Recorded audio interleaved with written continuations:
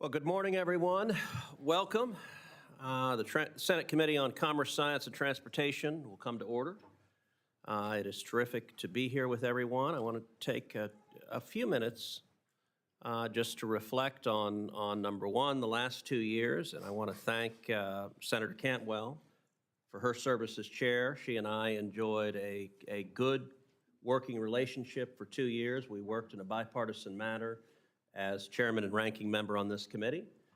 I am looking forward to the next 2 years serving as chairman, and to members on both sides of the committee. We will continue to move together in a bipartisan manner. This will be an energetic committee. This will be an active committee. We will have hearings. We will have markups. We will move legislation. We'll have disagreements, and at times even vigorous disagreements, but at the same time, the Commerce Committee has a great tradition of working and being effective and productive, and we are going to continue that for the next 2 years. I also want to take a moment to welcome the newest members of this committee, and there are actually quite a few. We have Senator Curtis, Moreno, Sheehy, Fetterman, Kim, and Blunt-Rochester, and so welcome.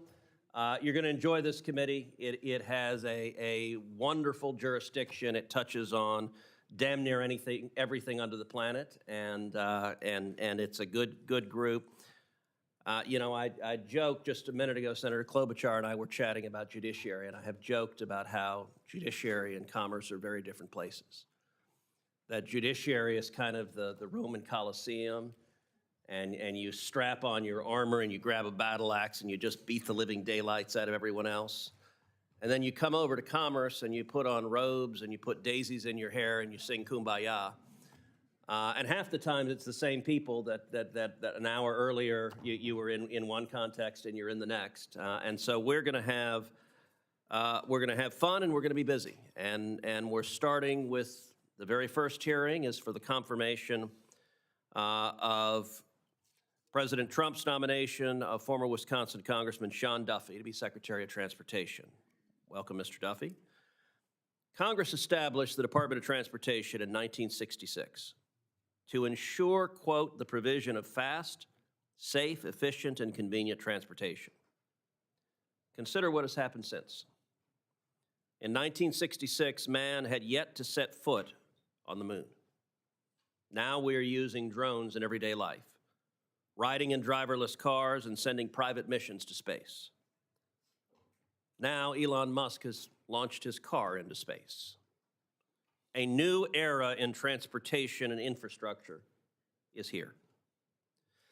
Congressman Duffy is a dedicated public servant who is well qualified to lead this important department. In addition to nearly a decade of service as Northwest Wisconsin's representative to Congress, he is a former prosecutor, a family man, and someone who cares deeply about the future of this country. As the father of 9, I have to say he was well suited to serve in Congress as the father of 9. He was used to a lot of crying, screaming, and otherwise unruly behavior. Congressman Duffy knows firsthand the truth of President Trump's comment on, quote, how important it is for families to be able to travel safely and with peace of mind. In the House, Congressman Duffy partnered with members across the aisle to improve transportation in his state. That includes members of this very committee with whom he worked to fund the St. Croix crossing, replacing a decades-old structurally deficient bridge between Wisconsin and Minnesota. He also advanced port infrastructure improvements as co-chair of the Great Lakes Task Force.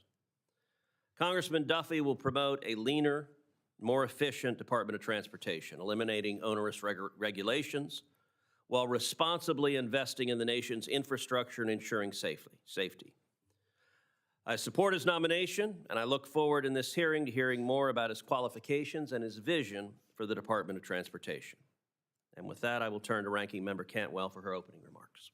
Well, thank you, Mr. Chairman. Congratulations on your chairmanship. I understand it's the first time a Texas senator has chaired this particular committee, the Commerce Committee, which is a very important committee in the United States of America, but a critically important committee for the state of Washington and had a long history of Washingtonians being involved in the chairmanship. So the fact that that gavel is passing to you and passing to Texas is congratulations.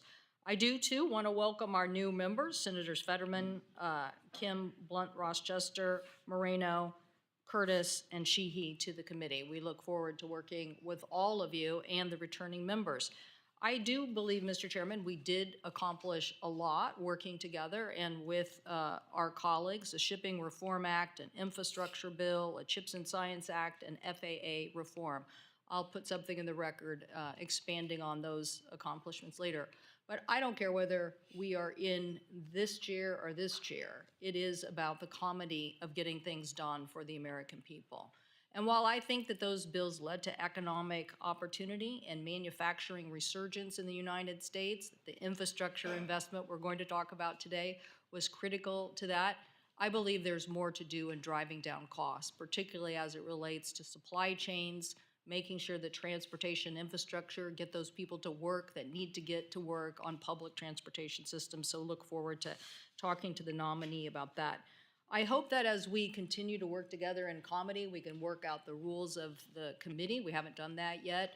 I do think that getting paperwork in before nominees come before the committee, I think we got yours in at 6:30 Monday night, and I looked with interest this morning, the New York Times coverage of all of that, but literally it's about processing people so that everybody feels confident that we have done our review. So I hope that we will keep that.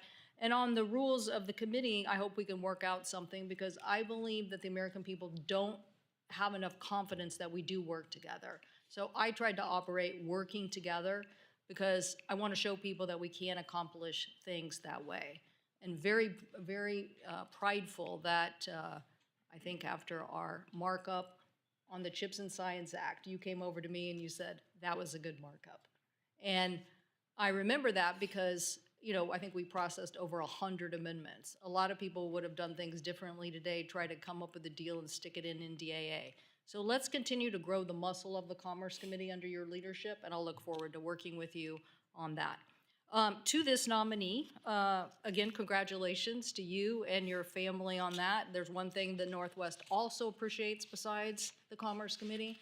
We definitely like lumberjacks, and so you will go down as a storied DOT secretary in the eyes of Washingtonians, particularly if you run up a couple of poles or do a little log rolling while you're out there in Longview, Washington. So we definitely appreciate that. Mr. Duffy, you know how important transportation is across many sectors, obviously the aviation sector being one of those. And making sure that as we continue to focus on aviation safety following the FAA bill and ANCSA, we need to make sure that we hold the FAA accountable and build a strong oversight culture. So the investments that we've made, I appreciate you saying that you would meet with the families of the MAX crashes, and I know that Michael Stuma was here in the audience today. I also want to talk about the bipartisan infrastructure bill and those projects that are so important to us growing our economy. And I think anybody here on the committee who represents a coastal state knows, or actually for that matter, doesn't matter. If you represent a Midwestern state, it is all about getting product to where it's being exported. So this infrastructure investment is critically important, and we'll look forward to asking you questions about that. I also want to make sure that we're continuing to make the investments that the Congress has already appropriated and assigned, because obviously building resilient systems that can't be disrupted help us drive an even bigger economy in the United States of America. That's why programs like Infra, Mega, at-grade crossing elimination are some of those you and I had a chance to discuss in my office, and I look forward to asking some questions about that.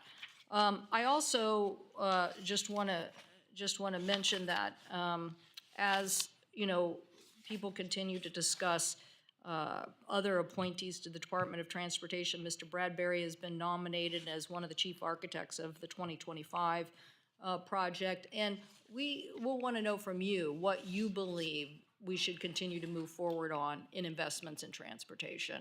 I know that you have a background here and understand this. Even looking at some of those issues as it relates to how do we bolster U.S. competition in the international air space, which I very much appreciate actually. But we have to make the investments and we have to keep forward.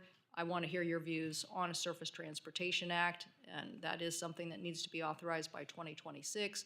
So making sure that we continue to make these investments will be critical to America's opportunities. So look forward, and again, congratulations to you. Welcome to your family. Thank you, Mr. Chairman. Thank you, Senator Cantwell. A bit of housekeeping also. Yesterday in the Senate Armed Services Committee, we had several protesters. So as a reminder to all of our guests here, disrupting the committee's proceedings is against the law. And any manifestation of approval or disapproval of the proceedings, such as standing, displaying signs, or speaking or shouting, is prohibited. So any transportation lobbyists who get unduly disruptive, our kind friends from the Capitol Police will remove you. And with that, I'm pleased to welcome my friend, the senior senator from Wisconsin, Senator Ron Johnson, for his remarks initially introducing Congressman Duffy. Thank you, Mr. Chairman. Chairman Cruz, Ranking Member Cantwell, members of the committee. It is my honor and privilege to be here today to introduce Wisconsin's own Sean Duffy as President Trump's nominee as Secretary of the Department of Transportation. I believe you've all met Sean and had the chance to speak with him about his vision for the department. I first met Sean and his wonderful and slightly smaller at the time family in 2010 when we were both running for Congress. As his family grew, so did Sean's experience, knowledge, and accomplishments. Sean is above all else a family man, devoted to his wife Rachel and his 9 beautiful children, 8 of whom are with us here today. Sean began serving the public as district attorney of Ashland, Wisconsin, where he worked to keep Wisconsin's communities safe. 9 years later, he was elected to 5 terms as the member of Congress to Wisconsin's 8th district that is largely rural and encompasses the northern 1/3 of our state. In 2019, Sean and Rachel found out their now youngest child would be born with Down syndrome and other health challenges requiring open heart surgery. Sean made the very difficult but correct decision to resign from Congress to devote himself to his family and soon-to-be-born daughter. Valentina, now 5 years old and beautiful, is sitting right behind me here today on the floor. Not log rolling, which all of his children, I think, can do as well. Now, President Trump has asked him to serve the country once again, and Sean accepted without hesitation. As a Great Lakes state, lakes, waterways, and the infrastructure that surround them are vital to Wisconsin. They also provided Sean great opportunities to work across party and state lines on issues affecting his constituents, frequently involving the area of transportation. In Congress, Sean co-chaired the Great Lakes Task Force, which broadened his expertise beyond his service on the Financial Services Committee. Many of you are familiar with the icebreakers issue he worked on for several years.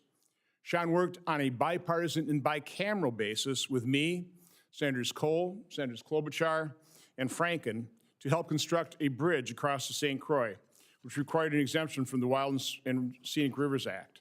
He also worked on the Sioux Locks and supported the essential air services communities.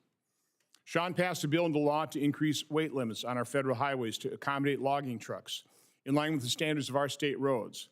And he worked to address the shortage of commercial truckers and introduced legislation to prevent trains blocking grade crossings. He is passionate about safety in our aviation, rail, and highway systems. He can't wait to help harness American innovation to change transportation for the better.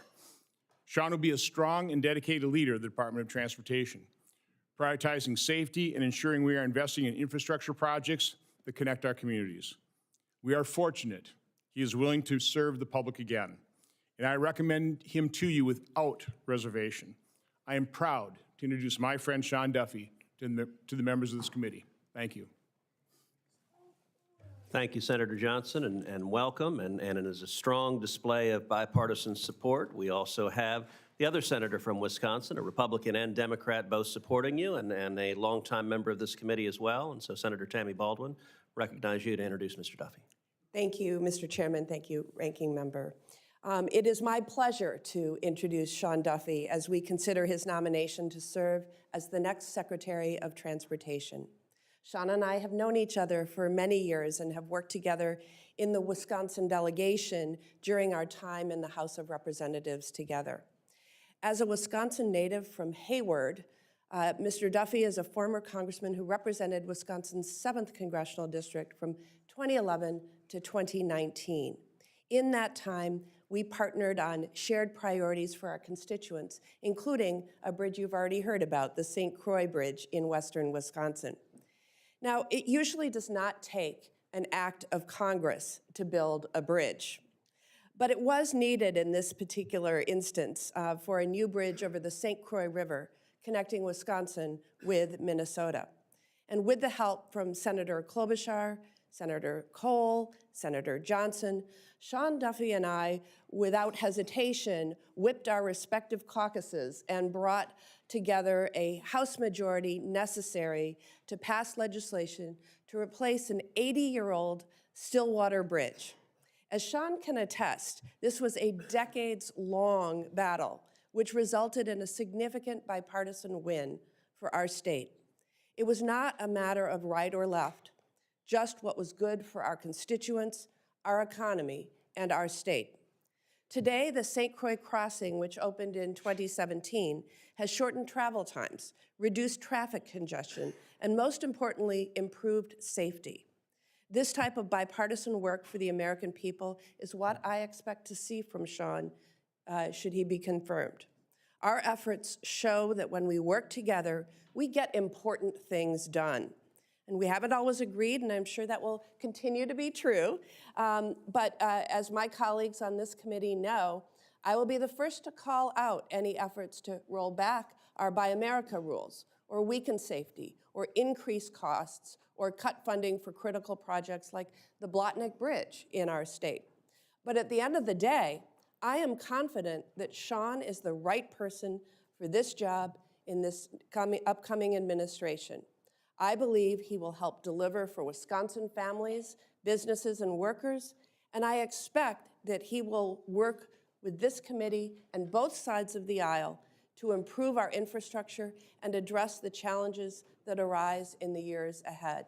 I am proud to join you today to introduce Sean Duffy to this committee. Thank you, Senator Johnson, Senator Baldwin, and you, Senator Johnson, you have other committees to attend to, and Senator Baldwin, you're welcome to return to join us up here. And with that, I welcome Congressman Duffy for your opening remarks, and I'm certain it is going to include introducing your beautiful family behind you. I hope I do that, otherwise I will be in trouble. Chairman Cruz, Ranking Member Cantwell, members of the committee, it is a privilege to be before all of you today. I'm grateful for Senator Johnson and Senator Baldwin for the very kind introduction. They come from the great state, or I know you guys all want to object, the greatest state in the country, Wisconsin, so I appreciate that, Senator. And I also appreciate your friendship and bipartisanship as well. It's an honor to be before this committee today, and I'm humbled by the fact that President Trump would have nominated me to this very important position. If confirmed, it'll be a privilege of a lifetime to serve the American people as the Secretary of Transportation. I look forward to closely working with this committee as you provide oversight and guidance to the Department of Transportation. If I could take a moment, I'd like to introduce my family, my wife, Rachel Campos Duffy, and our 9 children. Rachel and I met on a reality TV show, kind of unique, and not most people have that. We've been married for 25 years. Rachel is the love of my life. She's my best friend, and she is a wonderful, incredible mother to our 9 children. 8 of them are here today with us. If I could introduce them to the committee, my oldest is Evita. She's right here. Her husband, Michael. My daughter, Lucia Belen. John Paul. Paloma. Maria Victoria. She also goes by Mud, her choice. Margarita, Patrick, and Valentina. Now, my youngest is Valentina. She was born with Down syndrome, and she no doubt is our family's favorite. She was hugging Senator Baldwin on the way in, showing great bipartisan love. Hopefully she'll be behaved for the hearing today. My oldest son, Jack, and his wife, Kaylin, couldn't be here today. They just had a baby, Lourdes. They also are residents of Southern California. They've had to evacuate their home And I know that the committee and America's hearts go out to all the families being impacted by the fires. We're dealing with that in our own family, so prayers to them. I'd also like to acknowledge my mother and father-in-law, Pilar and Miguel. They're here to show their support. I'm grateful they took a leap of faith, allowing me to marry their daughter 25 years ago, and it was a leap of faith, no doubt. So as a father of 9 kids, I think about transportation quite a bit, and about transportation safety a lot. My son, John Paul, who I introduced, drives his younger siblings to school every day, and for us, that is precious cargo. Whether driving, flying, or traveling by train, no federal agency impacts Americans' daily lives and loved ones more than the Department of Transportation. I'm honored to have the trust of President Trump and hopefully this body to lead such an important segment of our economy. Transportation influences how long it takes to get home to our loved ones, and improving its safety and efficiency directly enhances every single American's life. President Trump, he's a builder. He wants to invest in rebuilding our nation's crumbling infrastructure. He asked me to focus, and I told, I think, all of you this, on the big, the durable projects that connect our country and connect our people. If confirmed, I will work to reduce the red tape that slows critical infrastructure projects, ensuring funds are spent efficiently. We use the tax dollar well. Safety, always paramount. Every year, 40,000 Americans lose their lives in roadway accidents. This hits close to home for me because my wife survived a deadly head-on car crash, which has profoundly reshaped her life. If confirmed, I'll prioritize road safety, ensuring lives and families aren't forever changed by preventable accidents. In aviation, safety will remain a top priority. America needs more air traffic controllers. Many of you have talked about that with me. We want the best and the brightest air traffic controllers. We must modernize our systems with cutting-edge technologies. I'll work with Congress and the FAA to restore global confidence in Boeing and to ensure that our skies are safe. Transportation is an extraordinary new era we're entering in. From eVTOLs, drones, autonomous vehicles, to space travel, we're in a global race to out-innovate and out-compete the rest of the world. If confirmed, we will craft clear regulations which balance safety, innovation, and cutting-edge technology, but always focused on safety. Transportation impacts every aspect of life, from efficiently and securely moving products through our ports, to the ease of commuting from work to school, but also to church on Sunday. Together with President Trump and this committee and the entire DOT team, I would hope to usher in a golden age of transportation and travel. This is America. Americans dream big and lead the world in innovation. If confirmed, as Secretary of Transportation, I will work tirelessly to make travel in America more efficient, more comfortable, and safer.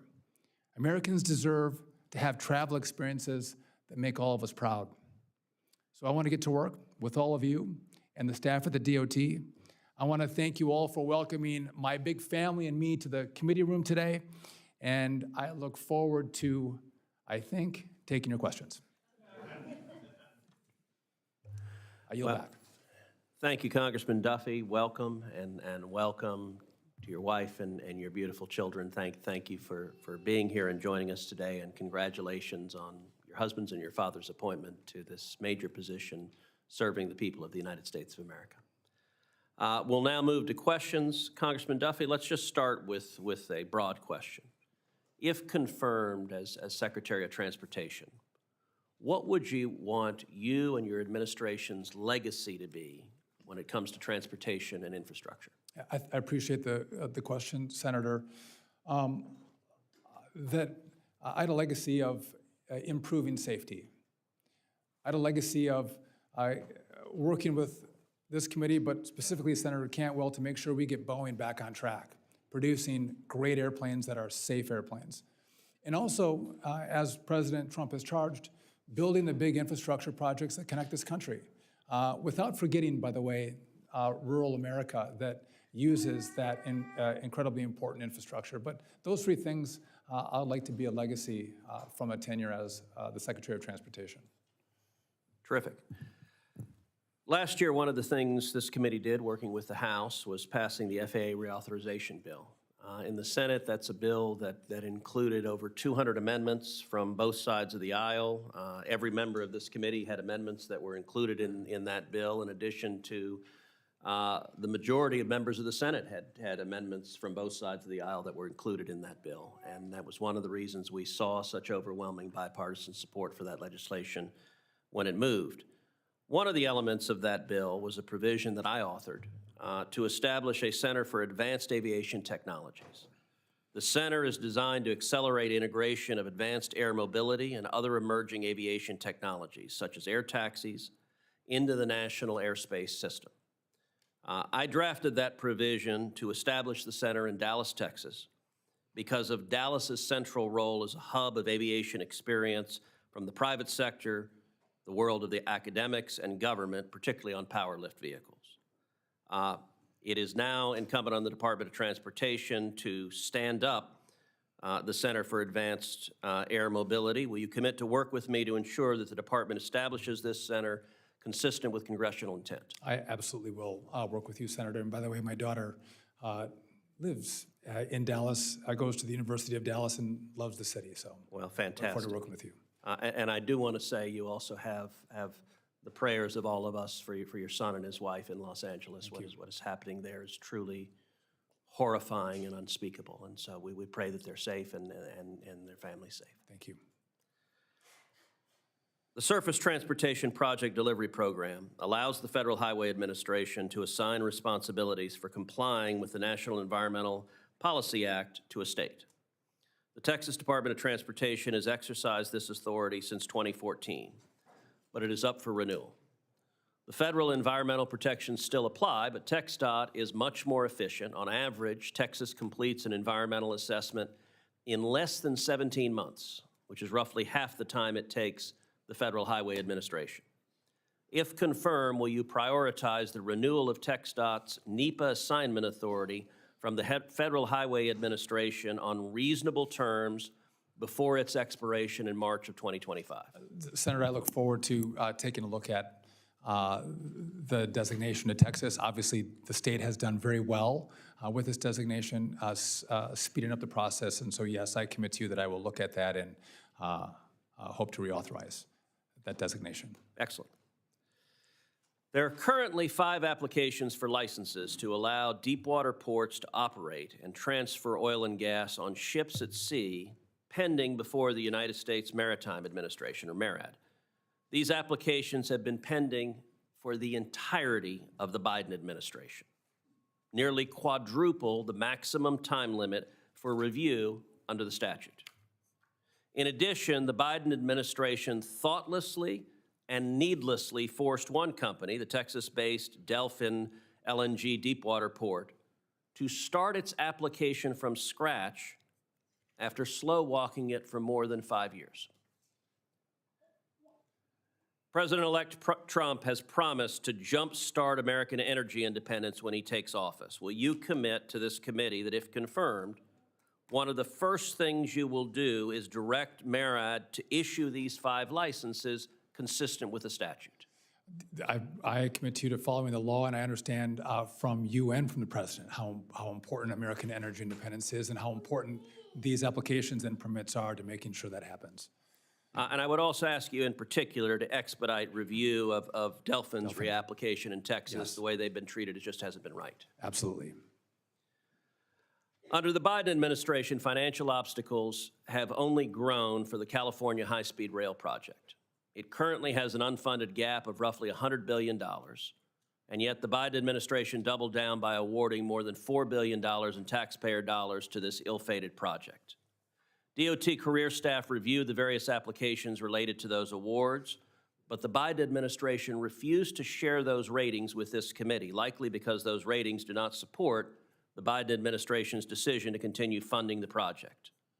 If confirmed, do you commit to sharing with this committee the DOT staff ratings for all applications of discretionary funding over the last 4 years in which the California High-Speed Rail Project received an award? Yeah, Senator, I believe in transparency, and so I would commit to sharing those ratings with the committee. Terrific, thank you. And with that, I recognize the ranking member, Senator Cantwell. Thank you, Mr. Chairman. I could go at least 20 minutes with questions in a first round, but I'm going to try to see if we can get short answers to things that make sense. First of all, are you a supporter of the Jones Act? Yes. Thank you. Are you a supporter of the mega and freight and at-grade crossing programs that we established under the recent Surface Transportation Bill? Yes, and I think this fits in with kind of the vision that President Trump has of those big projects that are so meaningful to communities that I think you mentioned in your office that oftentimes don't get done because they're really expensive. So yes, that's important. Yes, and we worked with Senator Wicker so that states that may not have an economy, but yet there's still a mega project within that region also get funded because it doesn't matter the size of the population. You could still have a mega project because it has mega economic consequences and dwarfs the budget. Yes. What about culverts, supporting continued support for culverts? We talking about the ones so we can have this salmon run and spawn? Yes, Yeah, yes. listen, I love salmon, and I love salmon spawning. And we've talked a lot about that. So, and again, we want to make sure that we are cognizant of the construction projects and what impacts they have on the environment, especially with, yes. So yes, I would answer yes. Okay, so aviation safety, you will meet with the families of the MAX crash victims. Absolutely. Thank you. You believe that the FAA should have a robust oversight of aviation manufacturing, including listening to whistleblowers on the ground? I 100% do. I think that that's, part of my concern is that what our committee has been able to, understand and confirm, through our efforts and starting with, Senator Wicker's efforts prior to ANCSA, that according to a most recent article in the Seattle Times, 90% of complaints submitted by airline and manufacturing employees through the FAA's whistleblower program resulted in no violations. This underscores the concerns about how do we get a strong FAA oversight and listening to the people that are on the ground, the machinists and engineers. Do you think that that there should be a mandatory safety management system at our manufacturers?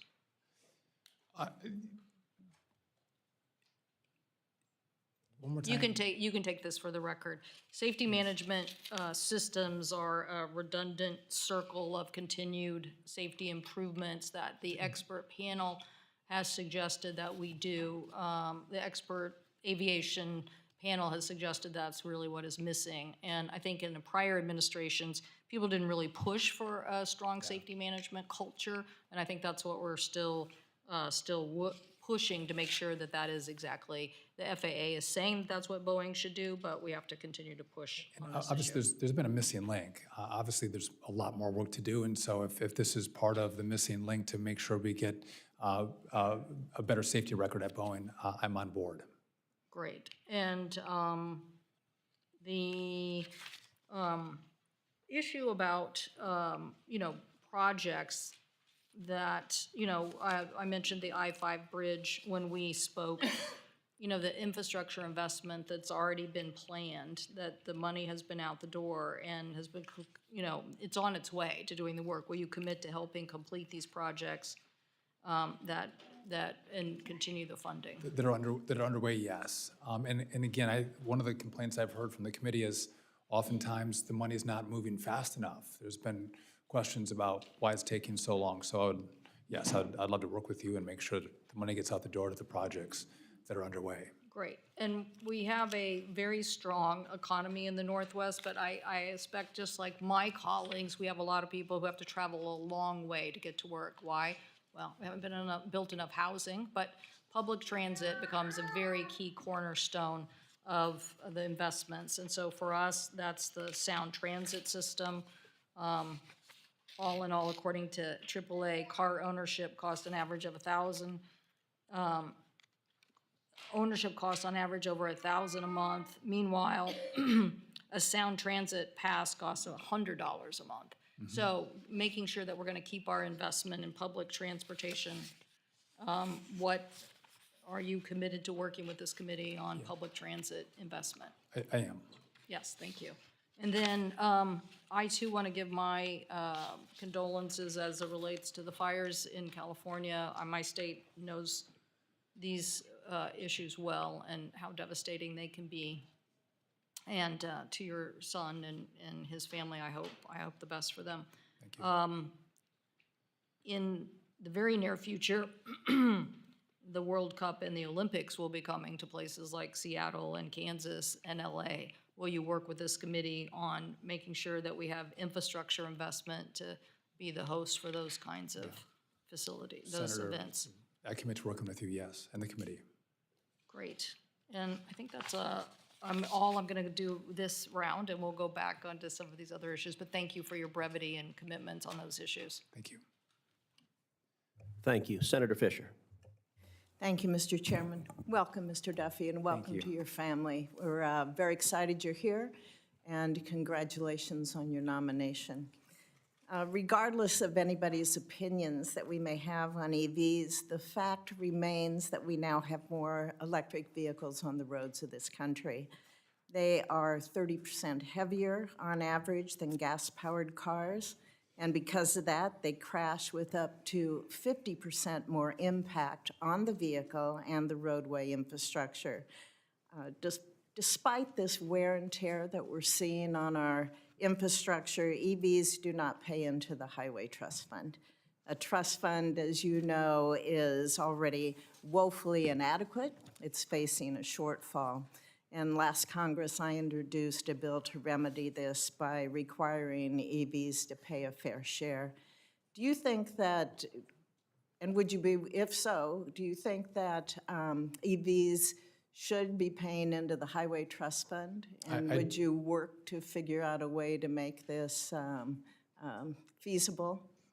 Absolutely, Senator. I think you brought that up in the office in our conversation. They should pay for use of our roads. How to do that, I think, is a little more challenging, but I'd love to work with you and the committee to make that happen. As you look long-term, how would you, as the Secretary of Transportation, be able to ensure that the revenues are going to be there so that we can continue to manage a highway trust fund that has been so vital in the growth of commerce across this country, so that we can continue to have a road system that works? You know, I think there's been three scenarios talked about. You can increase the gas tax, which I'm not going to join you in that effort, but there's the gas tax. We could increase tolling, or there's a mile-driven formula that could be used as well. My concern with that, though, is the privacy around the American citizens. So I think that's a conversation that'll fall within the purview of this committee, but I'd be happy to work with you. I do think, and I think Senator Cantwell brought this up, we could be far more efficient with our dollars. If we could streamline the approach and get dollars into projects quicker, I think we would go a long way to shoring up the trust fund. Not all the way, but a long way to making sure there's more available dollars, not for studies and consultants, but more for turning dirt. I would agree with you on that. When we look at the length of projects, what it takes from planning to be able to be shovel-ready takes years in some cases. And every single year, the cost increases for those projects. So if we can shorten that time period, I'd be thrilled to work with you on that. As we look at the FHWA, they have struggled to provide, I think, clear, consistent guidance across their division offices. For example, I've heard from State Department of Transportation that there's a lack of consistent guidance from the US DOT regarding the requirements needed for states to justify building back better after a disaster. If confirmed, how do you think you would be able to work across the Federal Highway Administration to ensure that division offices in regions all across this country, that they're consistent, that they are clear in their guidance to our state departments? I think that's a great question. So I would work with the divisional heads in each state, get their feedback, hear their complaints, and take the best advice about how we can actually be clearer and streamline the process. I think one of the many complaints is, often the rules and regulations that come from the department, and if we can not diminish safety, but also improve efficiency, I'd like to work with you in the committee on that. Okay. I recently introduced the She Drives Act, which is bipartisan legislation that would require NHTSA to update its testing devices for female and male crash test dummies. And this legislation was necessary because the agency has taken over 10 years to move the rulemaking forward. If confirmed, how will you ensure that NHTSA is going to see some progress on rulemaking and safety priorities that we as a Congress have directed them to implement in a timely manner? Senator, I didn't know this was an issue until you brought it up in your office. I think there's only male crash test dummies. There's obviously men and women are different, and there's not crash test dummies for females. So I would like to work with you. I will have conversation with NHTSA and loop you into that conversation and see what we can do to move that forward. And move just the rulemaking forward. Right. Yes, thank you. Thank you. Senator Schatz. Thank you, Mr. Chairman. Thank you, Mr. Duffy, for being here and for visiting with me.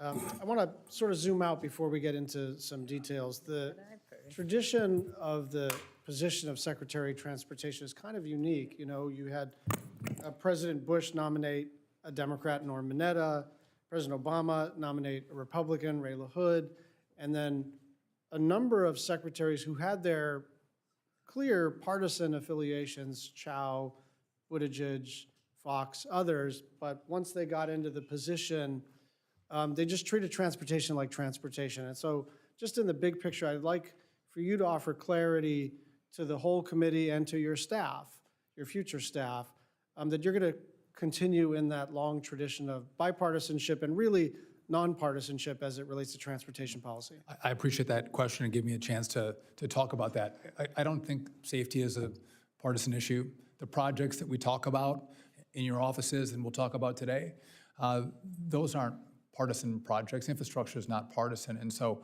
I'm committed to working in a bipartisan fashion to make sure we are looking at the best projects and the safest record. I look forward to doing that. Because I think you mandated that I go to Hawaii to see you. We can do that together in Hawaii. It's the only state I haven't been to, and I think you said I should come. Seems to me the entire committee needs to join on that trip. I'll issue my demand letter shortly, yes. I think you said in February or a March timeframe was what you wanted.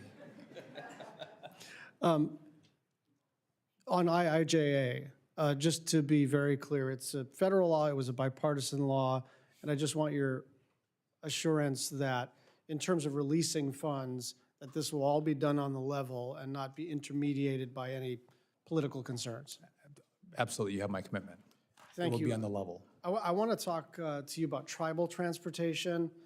We've made actually a lot of progress on tribal transportation. That's one way to look at it. The other way to look at it is that we've basically abandoned this area of responsibility for the federal government for literally generations. There are 157,000 miles of road in the National Tribal Transportation Facility inventory. 60% of these roads are unpaved. 60% of these American roads are unpaved through many of the states of people on both sides of the aisle. What specific steps do you think the department can take to ensure that tribes have access to infrastructure investments, technical assistance, and decision-making process that are on par with state and local governments? Because the problem, right, is that we established this new policy to try to make to make inroads here. But if the requirements are as if you're interacting with a state Department of Transportation, some of these tribes are small, right? Yeah. Some of these tribes don't have a shop to do transportation and then a compliance piece and all the rest of it. So they really do need TA and not to be treated as if they are sort of interlopers into this transportation space. Senator Boulder and I have a lot of tribes in the state of Wisconsin. I had 5 in my congressional district. We have more than 60% of our roads are paved, you know, in our communities on tribal land. I was speaking to Senator Lujan on this issue, and he voiced the same concern you do. So many of these roads aren't paved, and so I think you're right. Providing assistance, simplifying the process to make sure that our tribes can access money that's available to them to make sure they can build their tribal infrastructure and roads. It's an important part of the way I think about transportation and would welcome the chance to work with you on that. You know, we've done this over the last couple of years, both with the bills that were passed on a bipartisan basis, some of the COVID relief, IIJA in particular, but even the bills that were passed on a partisan basis. We sort of changed our policy to put tribes at the table, Native people at the table, including Native Hawaiians and Alaska Natives. But the problem is, at the department, the program manager, the grant committee has never interacted with the tribes, and so their criteria ends up being the barrier to entry. And so I think you've got to kind of get into that thicket and start to clear some of the underbrush to make it. It's one thing for us to pass the bill. It's another thing for it to manifest itself in terms of getting this 60% of 150,000 miles of road are gravel. It's just unacceptable. In the organizational chart, we do have a position here, and I've already thought about that, again, because it is a priority for me. One final question, and this is something I've been working on a bipartisan basis for a long time. You know, you're going to be the Secretary of the Department of Transportation, not just the Department of Cars. And there's this kind of ridiculous fight, sometimes in this committee, but certainly in Congress, about pedestrians versus cyclists versus public transportation. Like, everybody is everything depending on what the situation is, right? You're in New York City, you're suddenly a public transportation user. Most people are also using sidewalks. Some people use bikes and cars and all the rest of it. And yet we fight as if these things are zero sum. And we just have a skyrocketing rate of pedestrian fatalities. And we have gotten into a place where, she agrees, we've gotten to a place where just fighting for the safety of pedestrians is somehow interpreted as like, I don't like cars.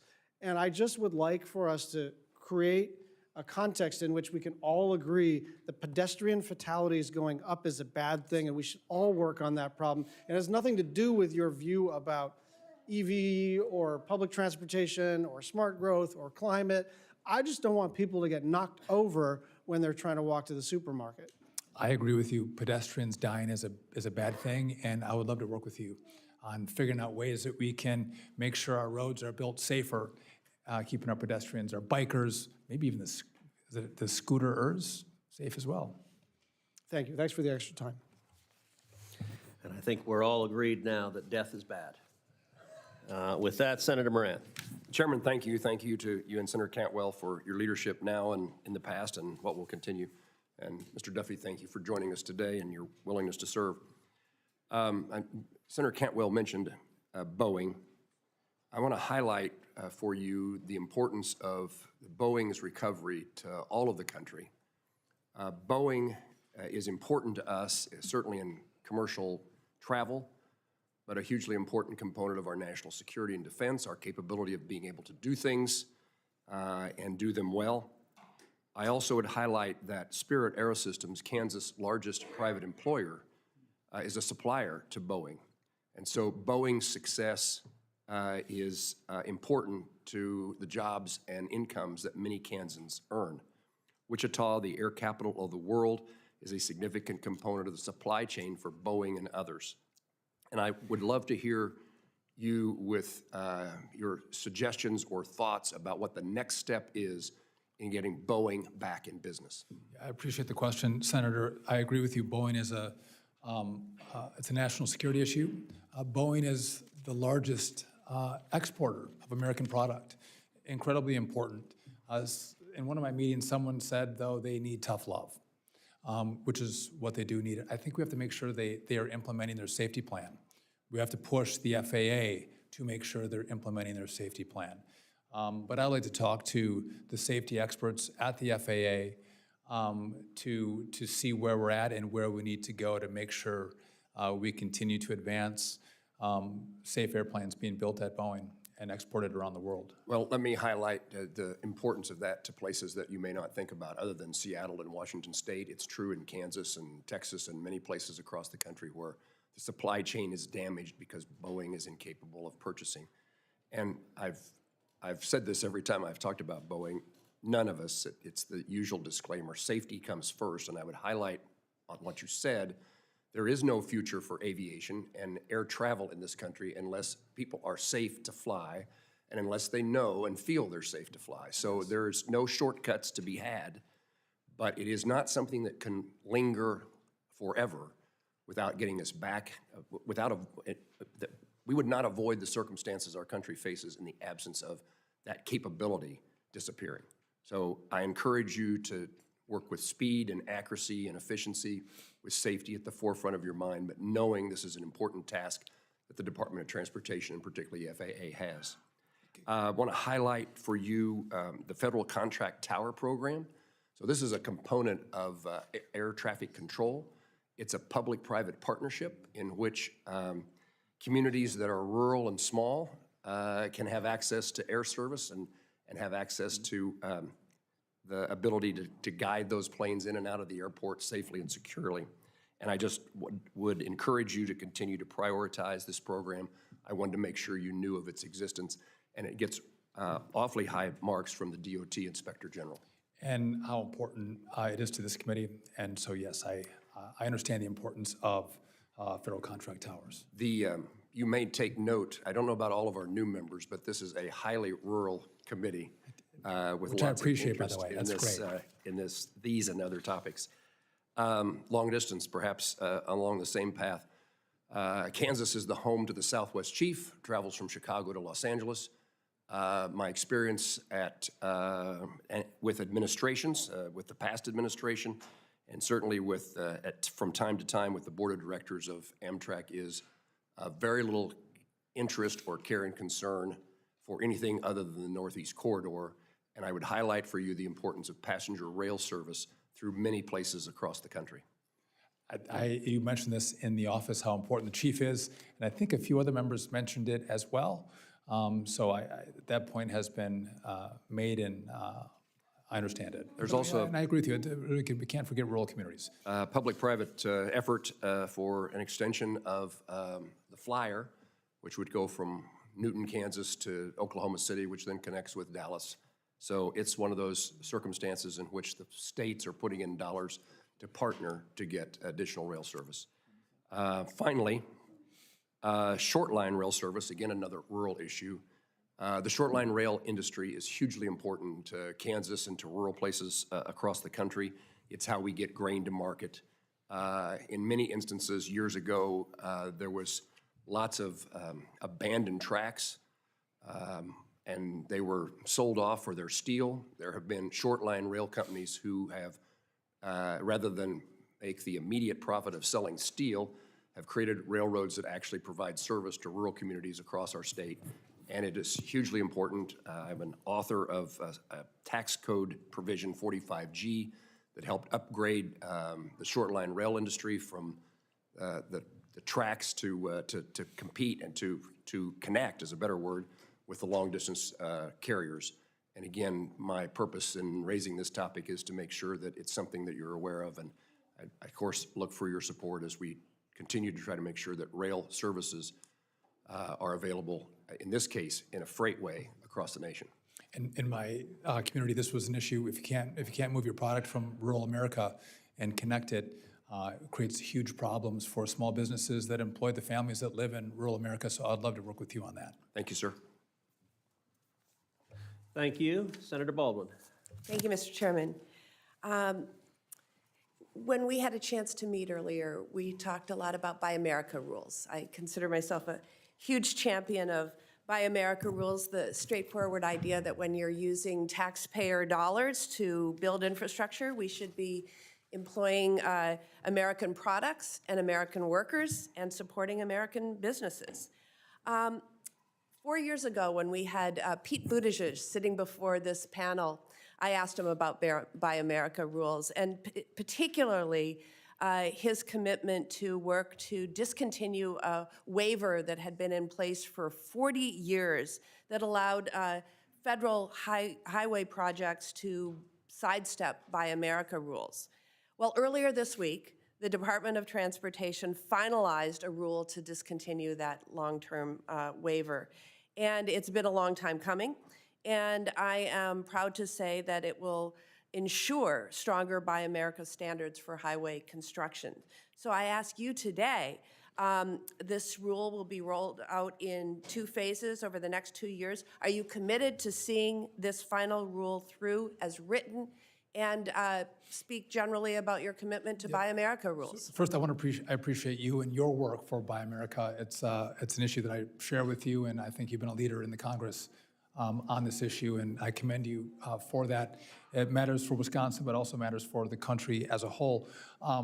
And so, again, in broad sense, I agree with you, and you made wonderful points about how many waivers are issued to get around the rules. And I made a commitment to you in your office that I would work on that and look at it. In regard specifically to this rule, I think it just came out. I haven't had a chance to review it. So to commit to a rule I haven't seen or read would be difficult for me. But the concepts that we have discussed, I am committed to. And so I would like to look at it and circle back with you if you would accept.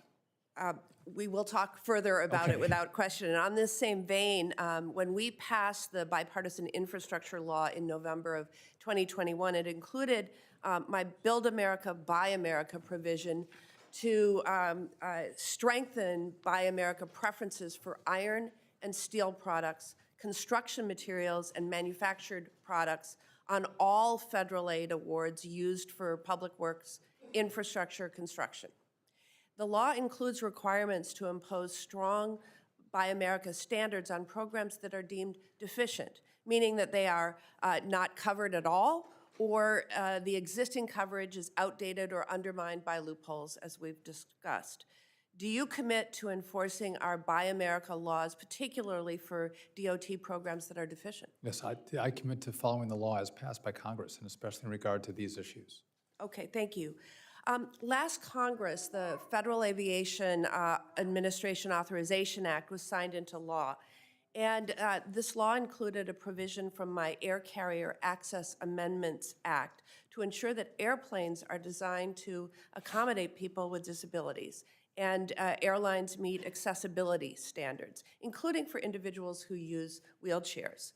How will the department, under your leadership, work to improve access to air travel for those with disabilities, including our nation's veterans with disabilities? And I appreciate you bringing that up, and I know Senator Duckworth and I talked about this as well.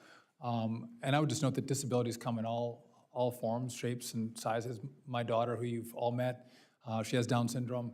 We'll deal with our own set of challenges with her, but making sure that people who have disabilities have access to all modes of transportation, I think, is critically important. And I would work with you and Senator Duckworth and the Department of Transportation to see what additional steps we can and should be taking, one, to follow the law, but two, to make sure that everyone has access. Thank you. In this next Congress, this committee will be working to reauthorize the Surface Transportation Bill. In 2022, we tragically lost Sarah DeVink Langenkamp, who was riding her bicycle home from on a road in Bethesda, Maryland. Sarah was raised in Wisconsin. She was a U.S. diplomat and a mother of 2 boys who had been evacuated from Ukraine in the summer of 2022, only to be killed 2 weeks later. Last Congress, working with Sarah's family, Senators Cardin and Van Hollen, I introduced legislation that would make it easier for states and local governments to use Highway Safety Improvement Program funding as a local match to build safe infrastructure for bike riders and pedestrians. Senator Schatz brought this issue up also. What will the department's plan be to eliminate traffic fatalities and serious injuries under your leadership? My heart goes out to Sarah's family. And again, I'm well aware of when these tragedies hit, how they absolutely destroy families. And so I'll take a look at the bill that you all authored, and I would commit to working with you to figure out what steps we can take to make sure our roadways are safer for everybody.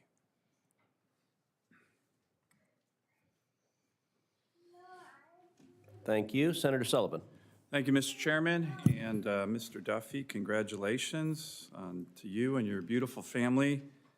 I also want to congratulate our chairman.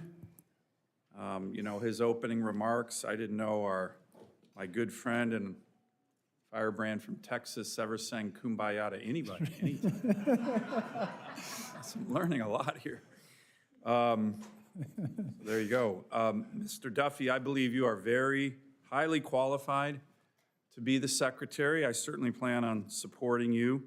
You are certainly as qualified as the current Secretary of Transportation, who I supported 4 years ago, so I'm hoping all of my colleagues on this committee, everybody, will support Mr. Duffy. I think your vision of a golden age for transportation is a great vision.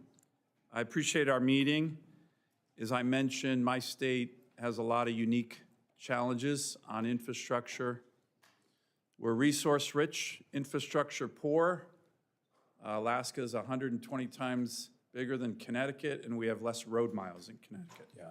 No offense to Wisconsin, we're over 10 times bigger than you guys, and we have less than 1/7 the amount of roads that Wisconsin has.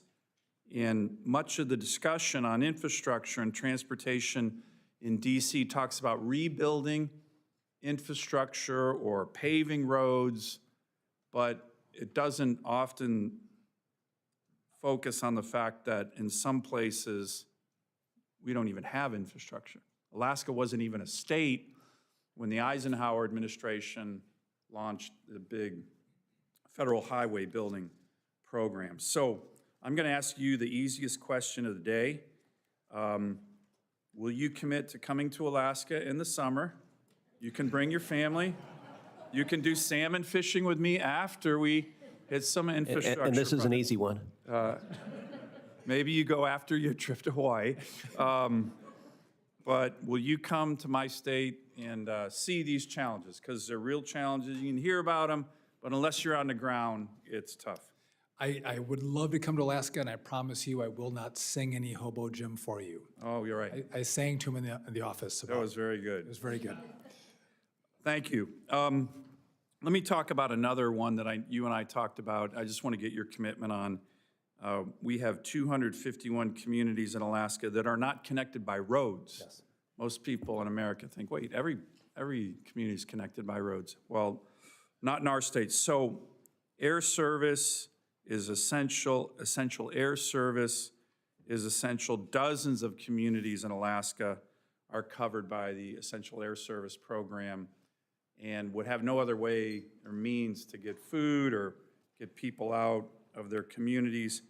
Will you commit to supporting ample funding for the Essential Air Service program in the DOT budget? Senator, I was surprised. I think you indicated you have more than 60 Essential Air Service airports in Alaska, which it's a big number. I have several in my old congressional district. I know how important it is to my communities, which probably have closer access to airports than your communities. So yes, I have been a supporter and will continue to support Essential Air Service. Great.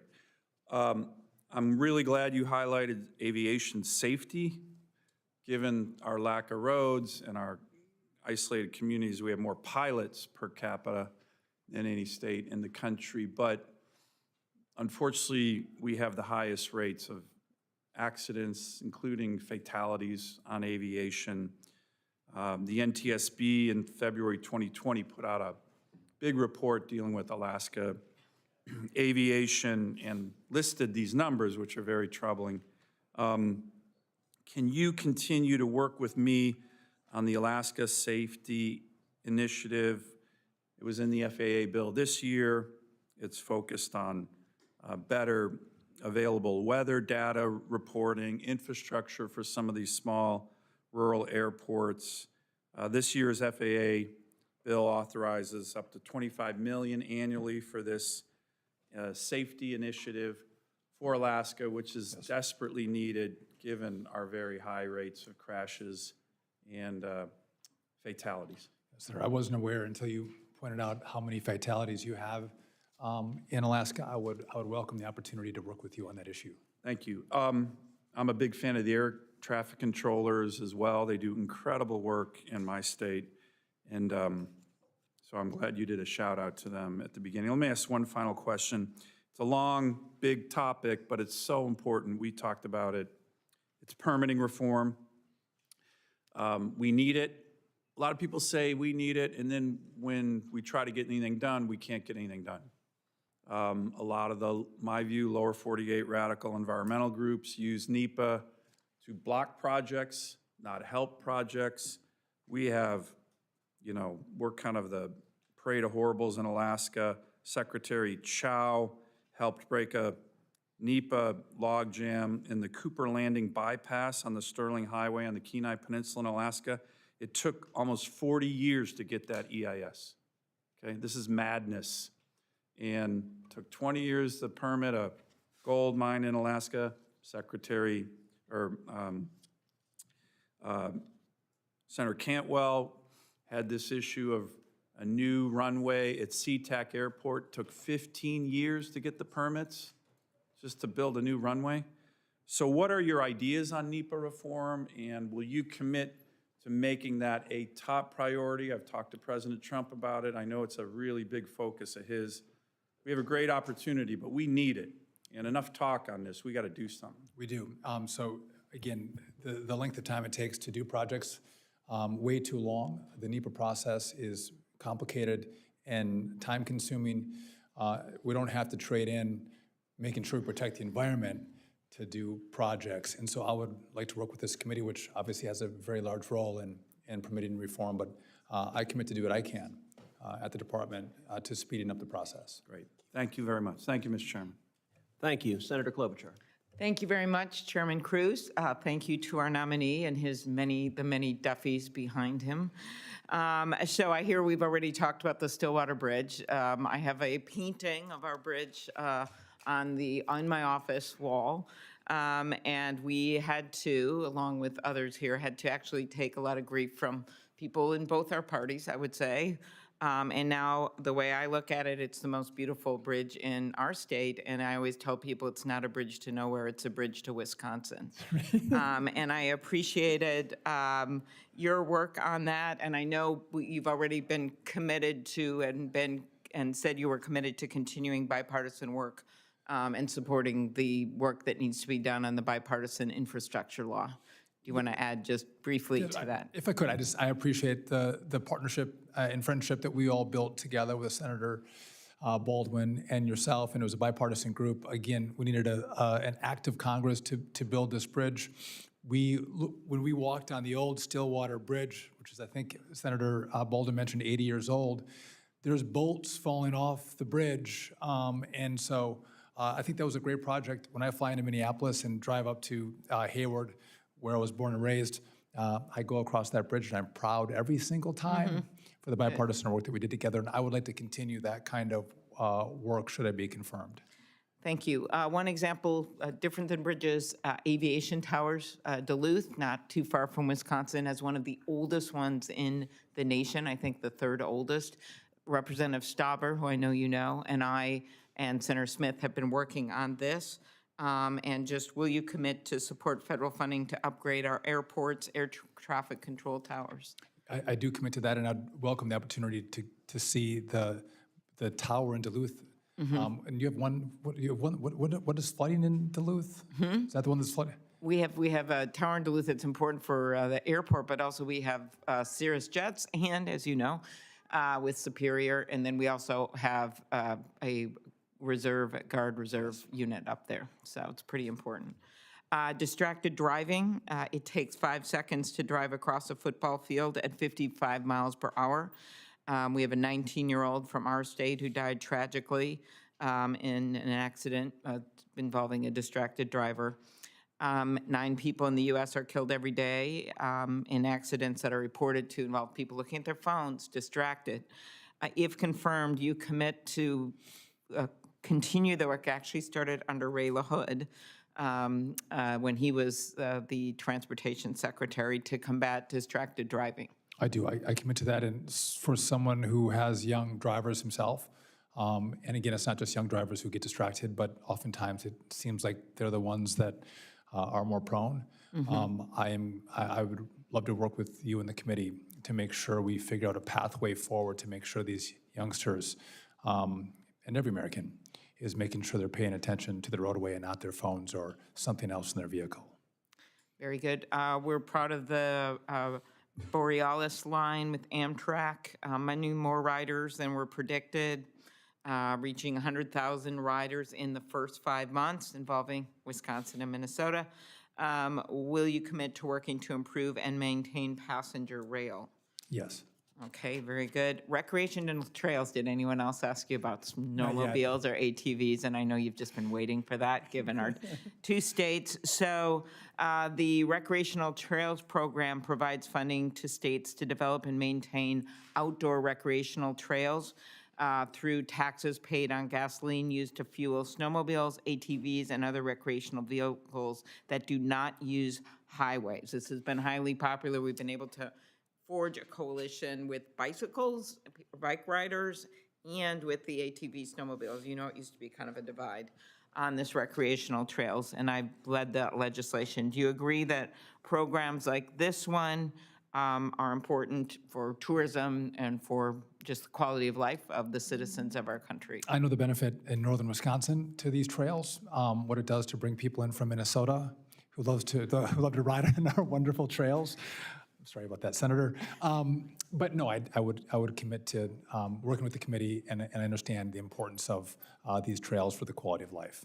Okay, and last, blocked rail crossings not only inconvenience drivers, but also delay emergency vehicles and threaten public safety.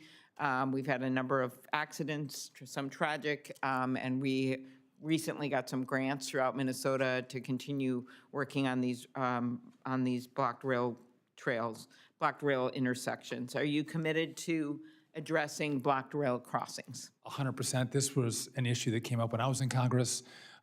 Incredibly frustrating to deal with the railroads that are blocking these crossings. And again, in small communities, it's really challenging if someone's having an emergency to get across the tracks and make sure they get necessary care if they have to drive 40 or 50 miles in a roundabout way. So yes, I'd love to work with you on that.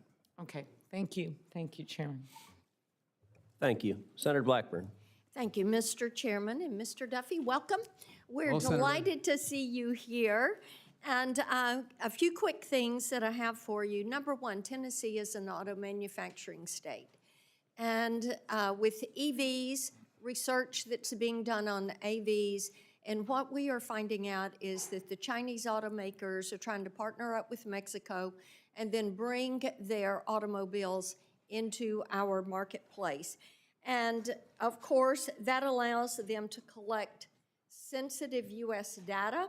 It allows them to threaten our critical infrastructure. And as we're looking at this AV technology, we want to make certain that the U.S. remains competitive and the leader here. So talk with me for 30 seconds about your thoughts on AVs, the innovation, the safety, and keeping China out of the marketplace. Yes, I think we need clear rules that are going to allow our innovators to stay in America and develop products that are going to advance the autonomous vehicles that they envision. And without clear rules or a patchwork of rules state by state, I think we put ourselves behind those countries that allow for innovators to expand and grow. And so I would commit to the committee and to the Congress that if I'm confirmed, I want to work on rules that make sure there's clarity for those innovators. Again, if we don't do this, this is Right. going to be And safety on our technology. streets as we look at Yes. the AVs. Let me ask you about raising the pilot age. This is something, that the chairman and I have worked on. Senator Graham has joined us in this effort. We have a pilot shortage. And by raising the pilot retirement age, we could put some experience back in the cockpit and solve this. Now, the U.S. ambassador to ICAO has refused to participate in the process globally of looking at this. So will you work with me and the chairman as we work to raise the pilot retirement age? I would welcome the opportunity to work with you. Thank you. Let's talk Memphis. Not only are we good for blues and jazz and a lot of good barbecue, but we are the logistics hub of America. It is home to all Class 1 railroads. And FedEx, the world's largest express carrier, is headquartered there. And of course, we've got the port there on the Mississippi River. And we know a couple of things about keeping America moving. Now, there's been a lot of talk and many articles written about how people are leaving some of these blue states and coming to places like Tennessee. And this means that we need to look at where those federal highway dollars are spent and placing them in areas with growing needs rather than areas that are losing population. And it also means we need to cut that red tape, as you were talking about with Senator Sullivan. So how can you cut that red tape at DOT and work with us for areas where we have growing transportation needs? Listen, Senator, I appreciate the question. Obviously, Tennessee is expanding, Florida is expanding, states that have infrastructure that was never set up to have this many people come in. And so I would look forward to working on where we can cut red tape. And this is a space that I have to actually get into the department, should it be confirmed, because I think depending on the program, depending on whether it's rail or roads, the answer is different. But I would like to partner with you and make sure that we bring efficiency to the Department of Transportation so we can have great build-outs in places like Tennessee. That would be very helpful because many times getting that permission is what slows us down. If you spend 2 minutes with Senator Hagerty or me or Senator Tillis or Senator Budd, who's down here, you're going to hear us talk about Hurricane Helene and I-40 and the way that road has just been demolished right there on the North Carolina-Tennessee border. And we're continuing to try to work through this process to get that rebuilt, but we need to know that this is going to be front and center with you so that we can get that interstate rebuilt and reopened. Both you and Senator Budd have brought this up to me. I talked to Congresswoman Virginia Fox as well. If I'm confirmed, the first trip I would like to make is with the both of you to see the devastation, destruction, and the needs to rebuild your states. Thank you so much. I know you, from your time in the House, you are a strong consensus builder. The Department of Transportation needs that. We look forward to confirming you, and we expect great things. Thank you, Senator. Thank you. Thank you. And Senator Kim, welcome to the committee, and you're recognized. Thank you, Chairman. I'm glad to be part of the committee, and I'm really excited about these Hawaii and Alaska trips that we'll be doing. I invite people to come to New Jersey. Maybe we can time it for the FIFA World Cup final. But Mr. Duffy, thanks so much for coming before us. I was really hard to hear what you said in your opening remarks, that the president-elect is talking to you about the need for big, durable projects that connect our nation. One such project is the Gateway Tunnel project. Incredibly important, not just for my state and my neighboring state, New York, but for our entire nation and our economy. Something that would be a major disaster for our nation economically if something were to happen. In response to the ranking member, Senator Cantwell's question, you said that you support keeping funding going for projects that are already underway. I just want to see if we can get a commitment from you that that would also apply to the Gateway. Yeah, so I appreciate in our conversation, you brought up the Gateway, among other things. And again, I want to look at what funding has gone out, but I imagine those good projects that are underway, we would continue. Okay. Well, I appreciate that. And look, I will continue to work with you to have the knowledge about this because it is so incredibly vital for our nation. And it's something that I hope we can all have bipartisan agreement on those types of projects. A couple other things. We talked about this. We have had a lot of problems over this last year in New Jersey when it comes to public transit, delays on NJ Transit. I got stuck at Penn Station, uncertain when I'd be able to get back to my family. It's caused such delay. I guarantee you we cannot have another summer like that again. We got to figure this out. So, I guess, what I just want from you is a commitment that we can work together with urgency here because it's not just about NJ Transit, the state side, because of the primacy of the rails for Amtrak. This is something that we need to make sure we have a federal partner that is willing to work, and I want to see if you're going to be that federal partner for us. Yes, Senator, I would welcome the opportunity to continue to work with you and learn more about the issues that you have with New Jersey Transit. Yeah, look, and it's not just NJ Transit. You and I, we take the Amtrak to and fro DC. Like a lot there that we need to make sure we're dealing with the Northeast Corridor. Look, I'll be very honest here. I've watched and seen some of the debates that we have when it comes to Amtrak funding here in Congress. Yeah. You've had to take some votes on this. We've seen how the majorities in the House and we'll see how the Republican majority in the Senate moves on this. But I've been concerned by some of these efforts to try to slash Amtrak funding in the past. I'd like your thoughts on this and whether or not you understand the importance of keeping Amtrak funding going. Yeah, and some of you on the committee have brought up my votes where I didn't vote for Amtrak funding. I'll just note I did represent northern Wisconsin. We don't have any Amtrak, and my old constituents would bring that up in my town halls. But again, this committee has spoken loudly about Amtrak and rail in their home communities. And so I'm going to continue to work with the committee and abide by the law, enforce the law, and implement the law as passed by this body. Because you're looking to represent everyone in this country when it comes to this work. It's more than just northern Wisconsin right now. That's right. If I'm confirmed. One other thing, this was a bit of an issue that's come up just over the last couple months, but I just figured I'd raise it with you. We've had some issues in New Jersey when it comes to drones, whether or not these are causing significant issues over flight space, and frankly, just a lot of problems of, is it a drone, is it an aircraft, especially at nighttime.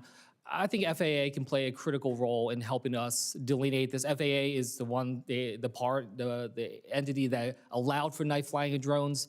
I think there's a lot more we can do to help distinguish this, to make sure that we have a sense of what is legitimate use as well as what might be a problem. And I think that there's a greater ability. Do you agree with that? Is that something we can do together? I 100% agree with you, Senator. And my kids' faces lit up when they realized that you're the senator from New Jersey because they did see the drones coming over the house long before it was even a story. I was getting videos. And so some who said these were airplanes or something else, or a DJI drone. I appreciate your bringing that topic up. I think we need smart rules. Yeah, look, I think, some of what I saw, we were able to delineate as aircraft, but, no doubt there is drone usage, over 1 million drones registered in this country. And I think when it comes to night flying, when it comes to flying over people's personal homes, certainly when it comes to sensitive, critical infrastructure, military installations, others, I think there just needs to be a tightening up here. And I think that that's something we can do in a bipartisan way. And we need transparency. That'd be great. What's happening, who's flying. And so, but again, I think there's a lot of work to do on the rulemaking front here, and I would welcome partnering with you to do that. Okay, great. Thank you. I yield back. Hello. Oh, Senator. Senator Budd. Thank you, Chair.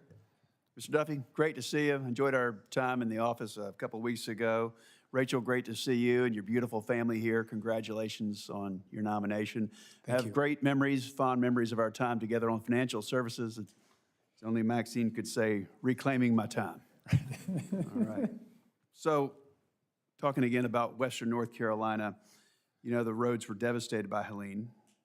Returning roads, bridges, and highways to working condition and restoring full access to mountain communities is going to take billions of dollars and months of hard work. Senator Blackburn mentioned it. The big problem right now seems to be delays So what can we do? First of all, thank you for your commitment just a moment ago to work on that. But what are some things we can do to overcome the delays that we're seeing on this road building? So first off, Senator, I appreciate you bringing that up. Again, I think when people from rural America feel like they're forgotten because they're from rural America, I think it's shameful. I want to make sure that they're not forgotten, at least should I be confirmed from the Department of Transportation, which is why I've committed in your office and to Senator Blackburn as well, to make sure that I go there first and foremost.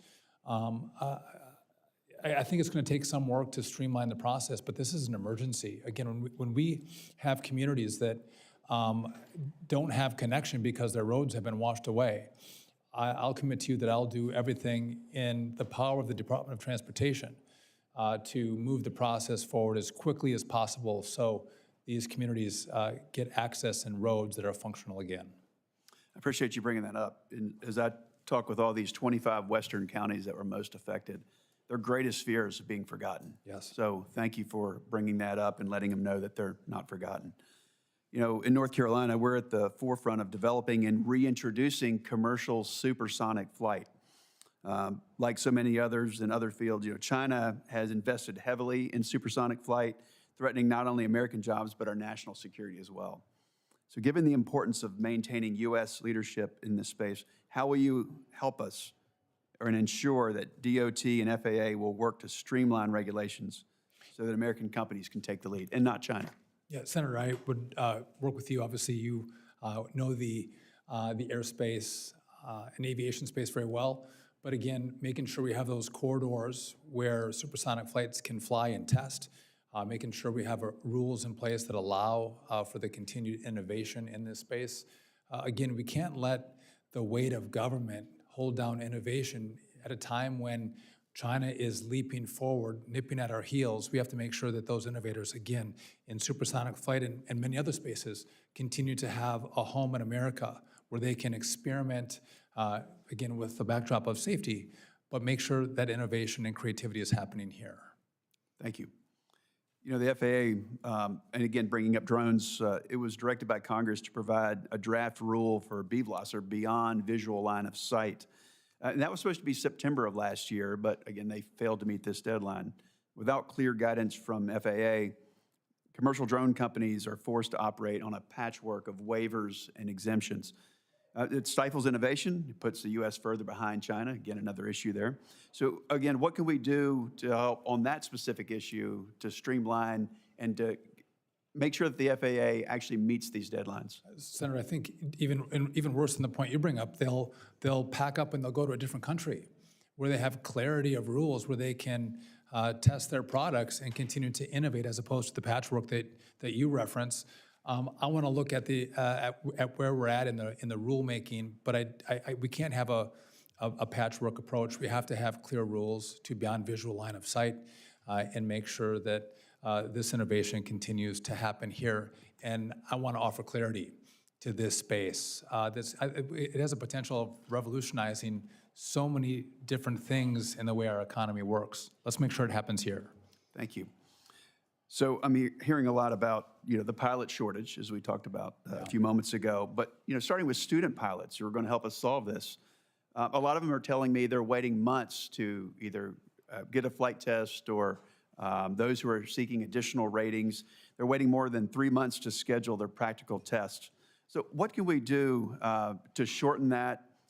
Or will you commit to work with me to shorten that? I think we need a lot more oversight of the DP, or the Designated Pilot Examiner program. Any thoughts on that? Yes, Senator, I would welcome the opportunity to work with you and consult with you on what we can do to shorten that time frame for these young pilots. I appreciate that. Thank you. And good luck. Senator. Thank you, Senator Peters. Thank you, Madam Chair. Congressman Duffy, good to see you here. You too, Senator. Congratulations on your, let's just say, impending nomination. We still have to wait a few days for that, but congratulations on that, and certainly appreciated the opportunity to spend the time that we did in my office prior to this to kind of go in depth on a number of topics and concerns that I have, and it was good to hear that you share those concerns as well. And at the top of that list, as a senator from Michigan, you know that making the Future of the American auto industry in America is a matter of both economic as well as national security, especially when it comes to outcompeting the Chinese government-backed automobile companies that we're competing with. And it also means supporting union workers and American companies that are making the vehicles of the future, including both gas-powered cars as well as electric vehicles that are both made in my home state. We want to make sure consumers have a choice between vehicles as they're making those decisions. So my really the only question I have for you on this topic is, if confirmed, will you work with me to support policies that ensure the future of the auto industry in the United States? I'll be focused particularly on Michigan, but this is, again, all about the country. If you I would expect that to be the first question. Senator, yes, I would love to work with you. Obviously, it is important to Detroit, to Michigan, but to your point, it's incredibly important to America as a whole. Obviously, China is innovating. They're trying to come into our market, trying to undercut us on prices, and to make sure that we continue to build great vehicles here in America at the heart of Detroit and elsewhere. I will partner with you. Wonderful. I also want to revisit a topic that we talked about in our meeting when you're in my office, and that's Line 5, oil pipeline and gas pipeline that's 70 years old and runs under the Great Lakes, particularly under the Straits of Mackinac, a particularly precarious place if there were to ever be a leak there. And given your previous role as co-chair of the House Great Lakes Task Force, I know you certainly understand and are passionate about the Great Lakes as a source of drinking water for more than 40 million people. And it's an economic driver and a lifeline in the region. And certainly it should go without saying an oil spill in the Great Lakes would be absolutely devastating. So given DOT's purview over the Pipeline and Hazardous Materials Safety Administration, PHMSA, can I count on you to work with me to do everything in our power to make sure there never, ever is an oil spill in the Great Lakes? Largest body of fresh water, huge part of our economy through shipping. And I was not aware that this line wasn't buried. It actually comes through my old congressional district in northern Wisconsin as well. I would welcome the chance to work with you. We do not want to have a spill in the Great Lakes. Great, thank you. And sticking with the topic of our Great Lakes, I want to talk about the importance of investing in our ports, which ensures that our manufacturers can stay competitive and the goods are delivered to consumers all across the Midwest, as well as the entire nation. DOT's Port Infrastructure Development Program supports much-needed developments and improvements in safety, efficiency, and reliability. The program has gone to our Great Lakes ports and has certainly provided a boost. But I will be frank, our funding is very hard to come by, with the Great Lakes ports receiving just as little as sometimes as 2% of the funds in the past years. There are a lot of ports in this country, but as you know, a great deal of commerce goes through our ports, whether in Wisconsin and all of the Great Lakes states. That's unacceptable. So if confirmed to lead DDOT, will you support robust funding for our ports? And on top of that, will you work to ensure that funding is actually distributed fairly so that Great Lakes ports are not left at a competitive disadvantage as we have been for far too many years? Senator, that's almost as easy of a question as, am I going to go to Hawaii with Senator Schatz? Of course, and Senator Baldwin was shaking her head. I understand the importance economically to our ports in the Great Lakes, and I will work with you and the committee to make sure we have adequate funding and fair funding for the Great Lake ports. Great, great. And I know Senator Sullivan, we talked about Senator Schatz, Senator Sullivan brought up an issue that he mentioned the importance of essential air service. And I know he certainly boasted that he has the most in the country. Well, I'm going to boast we're number 2. Michigan is number 2 in terms of the number of ES airports. And as you well know, these airports are critical for economic development. If you don't have access to an airport to connect you to the broader world, it's pretty difficult to have development in rural places all across our country. And I know you're used to one that your constituents use regularly in Iron Mountain, Michigan. A lot of folks from Wisconsin fly through there, and absolutely critical. So I'm going to ask you, as you've already answered this question, but not everybody's asked the question yet. If confirmed, will you commit to not cutting essential air service programs and supporting that critical service and lifeline to many of our communities? I do hope everyone asked me that question, and I'm going to reiterate, yes. In my old congressional district in Rylander, we have an essential air service airport. Eau Claire, Wisconsin is one as well. So again, I'm well aware of of individuals who live in areas that aren't close to these larger airports. And so I fully understand that and am going to work with this committee in the support of essential air service. Great. Well, thank you, Congressman Duffy. And again, it's wonderful to see your wonderful family here behind you, supporting you, and certainly wish you the best of luck. Thank you, Madam Chair. Thank you. Thank you. Senator Curtis. Thank you, Madam Chair. Well, Representative Duffy, I had the honor of serving with you in the House. And from that experience, we didn't serve on the same committees, but I certainly know of your reputation. And I'm pleased for your nomination here today. And if you handled your work in transportation like you did it in the House, we're in good hands. But I must tell you, as a father of 6, I'm even more impressed by what's on display today. I don't think I could take my 6 kids anywhere and have them sit anywhere for over an hour, as well as these kids have. And I'm willing to give the bulk of the credit to your wife, but no doubt you had something to do with these kids. So very impressive. And I will tell you, though, all of that said, I did note in your remarks, you read their names as you were introducing them. And I get it. Like, if I were to introduce my 6 kids in a setting like this, I would read their names too. But when you and I travel Utah on your way to these other states, I'm going to grill you a little bit and see if you can give me their birthdays. And if you can give me your birthdays, I have an even harder question, and that is their teachers' names. Right. But Senator, I do know their names, but I was fearful that I could be so stressed out I didn't want to forget them. Yeah, listen, I would have done the same. And I knew I was going to read them as well, and I might have someone point that out. So thank you for I would doing just that. say, so impressive. I mean, you can judge a person by a lot of things, but I've always felt like you can judge them by their family and their kids, and congratulations. Very, very impressive. Thank you, Senator. So I appreciate our meeting that we had and your vision for the Department of Transportation. Enjoyed sharing Utah's priorities with you. And if you have any takeaways from my few minutes with you today, it's of the growth rate in Utah. By a lot of measures, we're the #1, or certainly way up there in the size of growth in our state. We're expecting 500,000 new people in the next few years. Now, depending upon, like some states, that's not a big deal. Utah with 3 million people, that's a big deal. So clearly the infrastructure is a very important part of what we're doing. Managing that growth, there is both a state role and a federal role, and I'm really proud of my state. I think we do things very well and realize the state responsibility, but I look forward to partnering with you on the federal responsibility to deal with that growth. And as you know, in the past, we talked in our office about some of the things Utah has observed with the Department of Transportation is that sometimes they're more responsive to the states that didn't plan well and have a crisis than the states that plan well and want help with long-term preparation. Yeah. And it feels like sometimes the dollars go to those folks and not to the people who've done the long-term preparation. And I just like to invite you and your administration to kind of join me in Utah in rewarding good behavior by planning and helping those projects get funded as well as high a priority as those that seem to be a little bit more in crisis. Yeah, yes, Senator, and I think in the meeting as well, the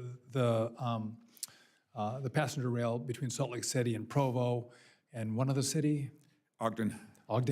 How important that has been, what kind of passengers actually ride that rail, and how effective that's been of reducing congestion and moving people efficiently and rapidly between the cities.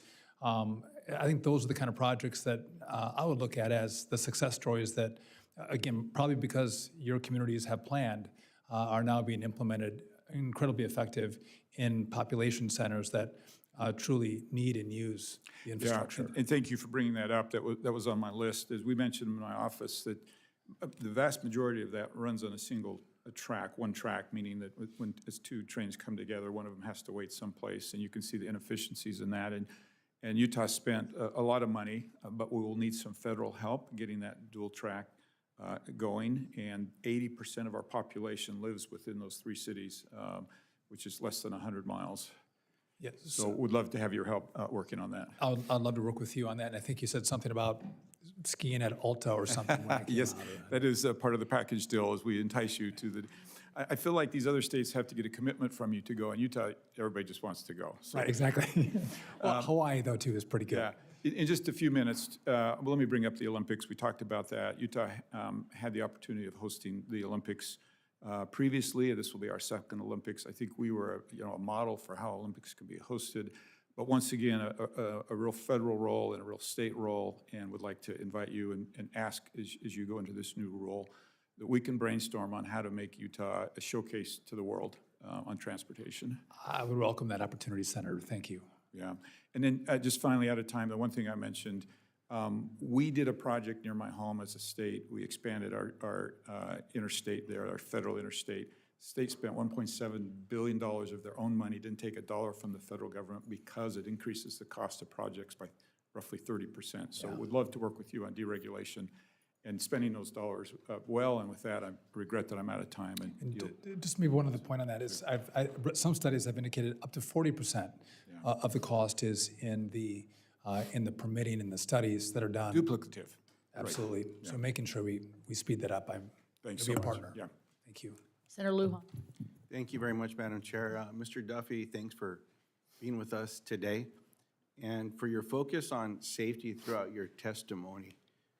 If I heard you correctly, you told Senator Cruz that you want your legacy as Secretary of Transportation to be improving safety. I cannot think of a more noble and important priority in your work in making our country safer for our families and for our communities. I also want to say thank you for sharing your wife Rachel's story. I know firsthand how hard it is to speak about these tragedies and these traumas. 30 years ago, I was hit head-on by a drunk driver. Thank God you're here. Thank God I survived. It took me a long time to even learn how to tell my story. I don't like talking about it. And even I can feel the swelling around my eyes right now. It still brings back these memories whenever you even think about it. It's one of the reasons why I introduced the Halt and Ride Act with my colleagues. I want to thank the chair because she has been a steadfast leader on getting this done. I introduced legislation that I believe will dramatically reduce not just drunk driving deaths, but distracted deaths and crashes across America. As many as 10,000 people die a year. Not fortunate like Rachel and I to still be here and share our stories so that others don't go through this. I was proud to speak at the announcement of the advance notice proposed rulemaking in December of 2023 upon passage of this bipartisan legislation. I want to thank Senator Rick Scott of Florida for the work that he has done in this space. However, I'm disappointed that we haven't made more progress since then. I'm very disappointed that under this administration, the rule's not been finalized. More work has been done, but more people's lives could be getting saved in the next couple of years. The problem is getting, as we have seen, with drunk driving deaths, they've increased 33% since 2019. These are preventable deaths, and it's in the department's hands right now. Not only does this law make sense to make us safer, but it also makes economic sense. According to NHTSA in 2019, the economic cost of alcohol involved in distracted driving crashes alone totaled $167 billion in a single year. The final deadline to finish this rulemaking will come during this administration, under your time as Secretary of Transportation. If you want your legacy to be improving safety and saving lives, this is a good place to start.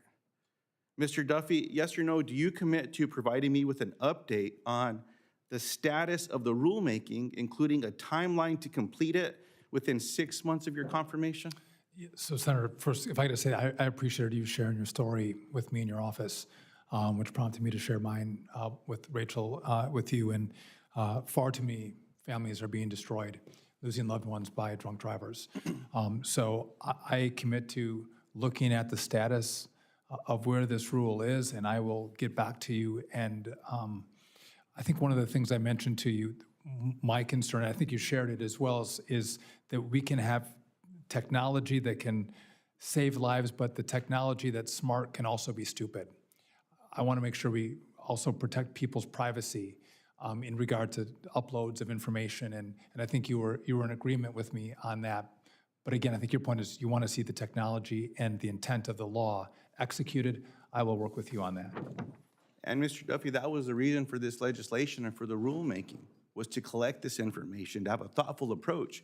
Because years ago, Congress did move forward in working with the automotive industry as well, and investing in other technology and things of that nature, and some of that is being considered today. At least 9 auto manufacturers have filed patents on some form of technology. At least the following 14 Tier 1 and 2 suppliers, the major suppliers of building autos in America, have also filed. We've seen this technology deployed in Europe. There were stories recently of people's lives being saved as well.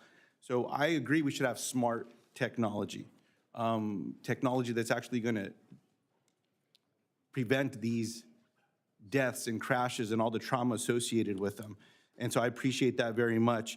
One follow-up here as my time's expired is, yes or no, do you commit to ensuring that the National Highway Transportation Safety Administration has the manpower, the people power, and resources it needs to acquire technology, develop testing procedures, and finish the rulemaking on time?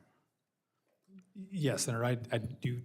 You guys will set the funding levels, but yes, I commit to looking at where we're at with this law and what has to be done to make sure it is brought to completion. If I can just make one other note, you mentioned the eye movement technology, which I thought was fascinating. I hadn't heard before, which is very similar. It's the horizontal gaze nystagmus, where you'll see when someone's been drinking, their eyes will start to twitch. So I look forward to talking to you as well about the technology that exists on this front. And Madam Chair, as I close here, look, if you have a health episode, right? You have a heart attack, you lose that gaze. Everyone's on their darn phones these days. Yeah. I believe this will help. So thank you, Madam Chair. I know I've gone over my time here. This is such an important issue, and I hope to God that we can get this done for all the families that are out there. Thank you, Madam Chair. Thank you. Thanks, Senator Marino.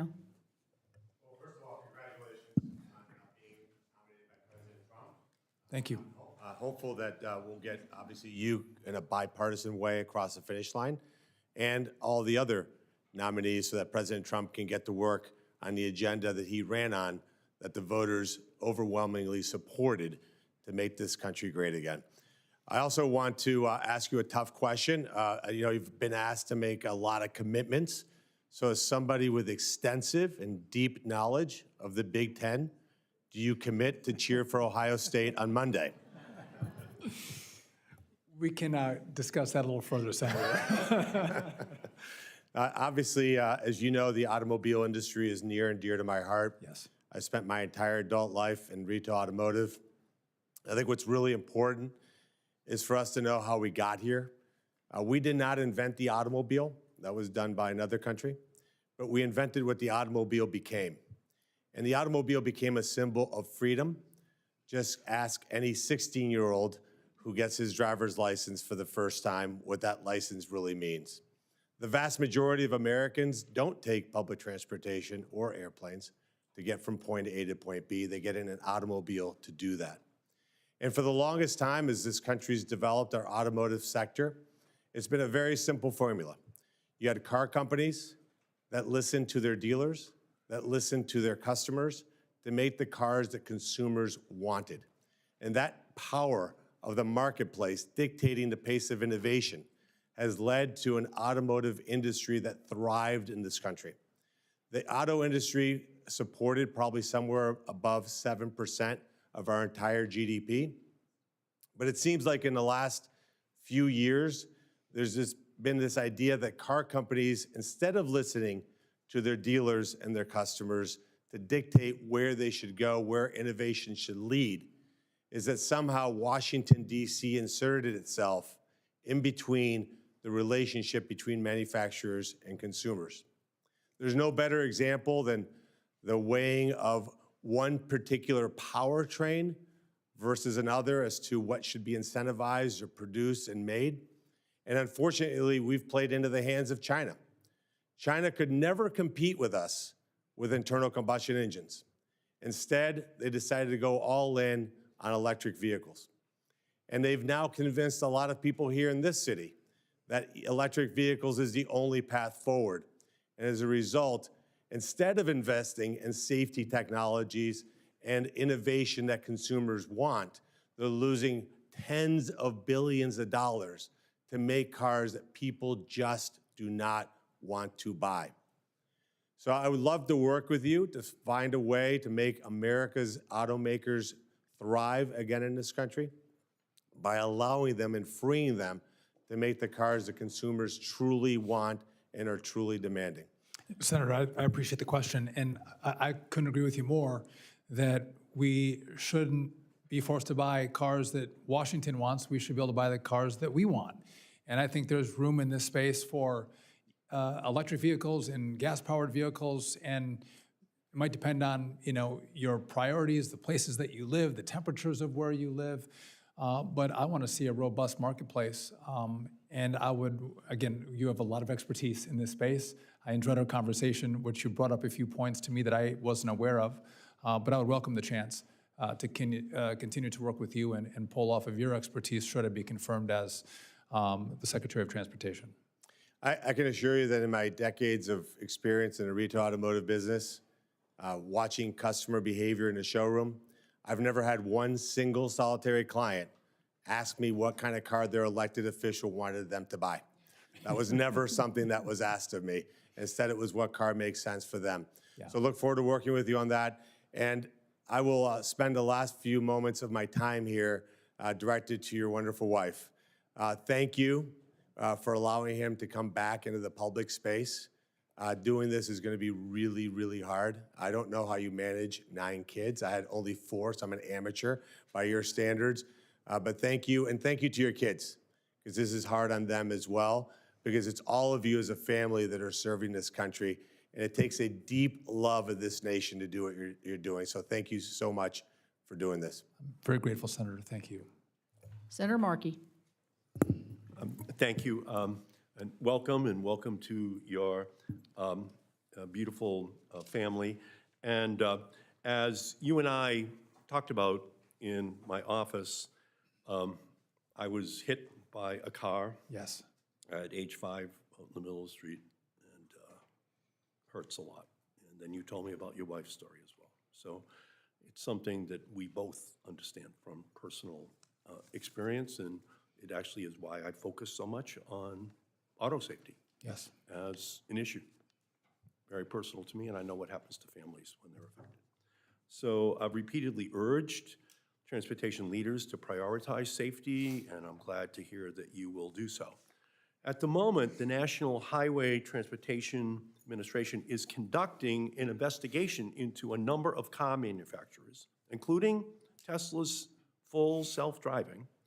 And the question I'd ask you is, regardless of outside political pressure, can you commit to allowing the traffic safety investigators to follow the evidence and operate objectively as part of their investigations? Senator, I appreciated it and enjoyed our meeting in your office. There's a history there that I was not all aware of, and I'm grateful that you shared that with me. Yes, I commit to this committee and to you that I will let NHTSA do their investigation. And I think I also mentioned to you that a lot of the players in these spaces, I haven't met any of them. So yes, to your answer. There's going to be a lot of pressure, but you hear a lot of talk here about pedestrians being hit, or you mentioned the number of people who die on our highways. We just have to make sure. Yes. That we don't see history repeating unnecessarily. Okay, just key to me, and I think to your own family. I just want to say right up at the top, just to clarify, there is no fuel economy standards that mandates the use of electric vehicles. That is not a law. Okay, just want to put that out there. That does not exist. We're going to keep hearing it, just not true, not accurate. Okay, manufacturers can use all available technologies to comply with the standards and save drivers money. So I'm the Democratic author of the 2007 law to increase our fuel economy standards. And ultimately, if they're abided by, it saves consumers $26 billion because they don't have to pay the guy at the gas station to put it into their pump because they got more miles per gallon. That's what it's all about. American innovation, American ingenuity in moving forward. So from my perspective, I have a question that is just going to go right to the heart of this, which is whether or not the law, as it's written under the Energy Conservation and Policy Act, that NHTSA is required to set maximum feasible average fuel economy standards that cars and truck manufacturers can achieve. If confirmed, will you follow the law in setting these standards and setting the maximum feasible fuel economy standards as supported by the technological evidence provided to your agency? Senator, I have all respect for the body that I also served in. I will follow the law. You will follow the law, which is great. Last Congress, this committee heard over and over again that having multiple crew members on the train in East Palestine increased safety and helped prevent the disaster from being even worse. The Federal Railroad Administration's objective research on this issue has also concluded that technology is no replacement for having multiple crew members on each freight train. I was proud to work with incoming Vice President J.D. Vance on this committee to include a provision in the Railway Safety Act to require at least 2 crew members. The Federal Railroad Administration has also now imposed this requirement. So if you are confirmed, do you support the requirement that freight trains have 2 crew members? Can I just take a moment? What happened in East Palestine, I think all of us on the committee were horrified by what happened to the community, what happened to their air and their water. And I share in that and want to make sure that we have the utmost safety in regard to rail. I believe, again, you worked with the Vice President. I'm sure that he'll have a position on the 2-person crew, which will flow down to the Department of Transportation, which I'll abide by. Well, again, the Federal Railroad Administration has imposed that requirement already. Will you stand by that requirement? Yes. You will? Yeah. Okay, well, that's important for us to hear. Thank you, Madam Chair. Thank you. I want to thank Senator Sheehy's allowing me to go forward and question before him, and he's going to take the chair. And I have a wonderful view of your family, and they are amazing. I will have to tell you, you are boring some of them to death. But in any event, that's probably a good thing. You and I shared the Financial Services Committee together, and we did I came to Wisconsin with you and did a field hearing and enjoyed it. So I thank you for serving. The surface transportation authorization expires on September 30th, 2026. As you know, these are complicated, very large bill. I chair the Environment and Public Works Committee, where we are already beginning the bill development process by reviewing existing programs and policies. And we're going to be working, obviously, with this committee with Chairman Cruz and also Ranking Member Cantwell to make sure we're coordinated here. Can you please commit to supporting us because we're going to need comprehensive technical assistance to develop this correctly, and describe how you would ensure that we get the necessary technical assistance as we're developing this bill? Yeah, first, if I could thank you again. When you came to Wisconsin, we were in Wausau, Wisconsin, you saw some of the finer offerings that we have in our state. So I do appreciate that, and it's been a pleasure to meet with you and work with you in your capacity on the committee. But I will direct the department to provide all necessary technical assistance to the Congress, and we'll fully work with this committee as we work through that process, as well as with the administration. So in the bill that we're working under now, in the IJA, there were 2 specific areas, and there was a lot of creation of some discretionary programs. You and I talked about this. Some of them haven't even really been rolled out. The rules and regulations, we're over 3 years past that bill signing. And it is my hope that you would commit to reviewing and updating as necessary what this Biden administration, they've really dragged their heels on this thing, the benefit cost analysis guidance that they have put forward, and make sure that we are looking at the vital role that bridges and roads play in connecting rural areas like mine and states like yours. Yes, absolutely, Senator. Thank you. One of the other things in the bill is a thing called one federal decision. It was supposed to help with ease of permitting. It was supposed to put one particular agency in charge, and maybe the Corps, Fish and Wildlife, and others would go up to the Federal Highway Administration. I can't get an accurate reading as to whether this is working or not. I can't get an accurate reading of whether these other agencies are abiding by this. It makes good common sense. We've all talked about project delivery and how things can go quicker. I don't know how familiar you are with the one federal decision process. Are you familiar with it? And will you please take a look at it to make sure the desires that we had initially are actually being met in the end? Should I be confirmed, I'll become more familiar with it. And I think it makes a lot of sense, and I think it goes to the point of bipartisanship in this committee, but also in the body as a whole, of figuring out how we can streamline this process and, again, be responsible, but also move projects. So I would work with you on that, and I'll report back on what I find. You know, the model for that has been used in some energy projects, and hoping that what we've done in transportation can translate into other project development. Permitting goes into this as well, but it just hasn't met the expectations. So we need to work on that. I know safety, you mentioned that would be what your legacy would be, and we've talked a lot about safety of away from drunk driving and disasters and everything. One of the things that's been occurring in our state, and I actually talked to somebody about this yesterday, is workplace safety. When somebody's working on the highways, we've had some tragic accidents where people are just blowing into workers, killing them in some instances. Maryland had a terrible accident. I think this is we need to look at best practices here to see where we can make drivers more aware when they enter a work zone. They're really entering a work zone where people are putting their lives in danger. So I would encourage you, I don't know if you have any thoughts on that, in terms of keeping our highway workers or construction workers safe while they're out there, sometimes in the middle of the night. I think that's a really important point. I'll look at the data, and I'd love to partner with you to figure out what we can do to make sure that those who, again, are just doing the work of building great roads in America aren't losing their lives because of inattentive or reckless drivers. Yeah.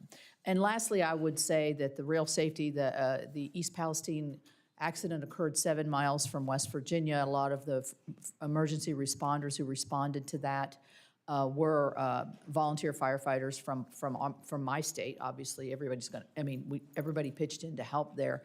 But I do think there are things that we can working with the industry, working with others, the union and everybody, to make sure that our rails are as safe as they possibly can be as they move the goods and the people throughout the country. So I want to work with you on that as well. I would welcome that, and also just, even knowing what hazardous materials are on trains and communities knowing so they can prepare should there be an accident, I think would go a long way to making sure we don't have the scenario that we had in East Palestine. Right. I think one of the aftermaths of that has been some training, additional training, so that this, they know the materials, they know what the best way to handle it is. So we have made strides there. We just need to continue that, and it's really good to see you again. You as well. Thank you, Senator. I believe I'm going to Senator Blunt Rochester. Thank you, Madam Chair, and thank you to the members of this committee for your warm welcome. And I want to also say thank you so much to Mr. Duffy for our meeting earlier this week, and I want to welcome your family, your beautiful family. But I will say, as a first-time grandparent myself, I am going to give all the credit to the grandparents. As we discussed in my office, the Department of Transportation plays a critical role in our global competitiveness. It impacts our economy, but we also focus on workforce, supply chains, which is vitally important to me, and infrastructure. And we've had some conversations here before about port expansion. And we know that the bipartisan infrastructure law provided $2.25 billion for the Port Infrastructure Development Program to improve our nation's ports. And in my state, we have Port Wilmington that we discussed. And right now, we are in the midst of an expansion project that will not only help our economy globally, but it will also create good-paying jobs. And I just want to follow up on Mr. Peters' question because I appreciated your commitment to making sure that there is funding, but just want to, because there is so much need, wanted to ask you specifically, will you commit to supporting additional funding for the Port Infrastructure Development Program in the next Surface Transportation Reauthorization? First, Senator, I want to thank you making time. I think it was yesterday that you made time to meet with me, which I do appreciate that. I know how busy you are. And this is a topic that you brought up and which I let you know I understand how important our ports are to American commerce. Making sure the great products that we produce in this country have a pathway to countries around the world that go through the great ports like the one in your community.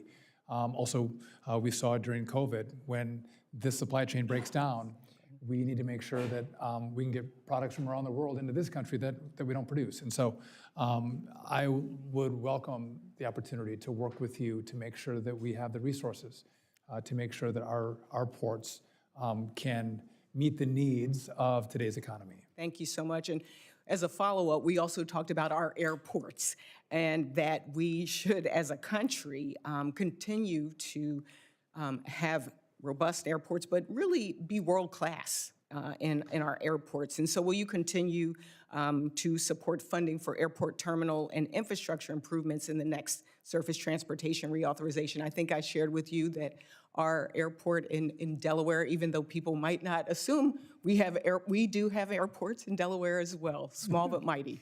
You did say that. Yeah, so I think we should have beautiful airports in America. Sometimes folks will travel overseas and see these, beautiful airports. And again, our infrastructure, our airports have aged. Maybe they were built 40 or 50 years ago. The Congress has put money into this effort, and I will work with this committee and with you to make sure that money gets out in an appropriate way so we can continue to build out our airports to meet today's needs. And I want to shift to public transportation. As I shared, as we're a small state, but we are urban, suburban, rural, and coastal. And particularly, many communities in America are rural communities. Yeah. And I wanted to talk a little bit about making sure that we have adequate access to public transportation. I know in Delaware, when folks can't get to jobs, they can't get to appointments, healthcare appointments, unless they have a car or own one or have some other way. So as secretary in your golden age of travel, can you talk about connecting rural and coastal communities to rail access? Yes, I appreciate that question, Senator. And from my vantage point, oftentimes I do think rural communities can be forgotten. And again, we're smaller populations.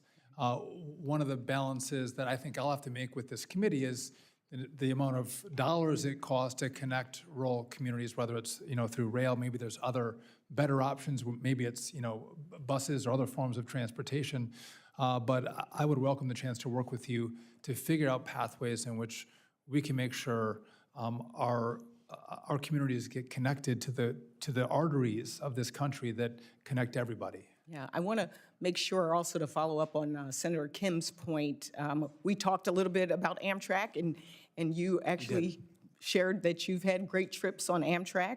I want to make sure that Amtrak and I don't know, I said great. Yes, you did. I want this on the record. You see, I put this on the record. Great trips on Amtrak. Beautiful. And but I want to make sure that we continue to support that rail because it's so vital. And then the last thing, a lot of people have talked about the pilot shortage, and this is something we didn't talk about in our conversation, but I'd love to follow up with you. Delaware State University, our HBCU, has the first probably program in the country that is an aviation program, and we are growing pilots, helicopter pilots as well as airplanes. So would love to follow up with you on the efforts that Delaware State University is making in partnership with the private sector, with the public sector, as well as a model for the rest of the nation.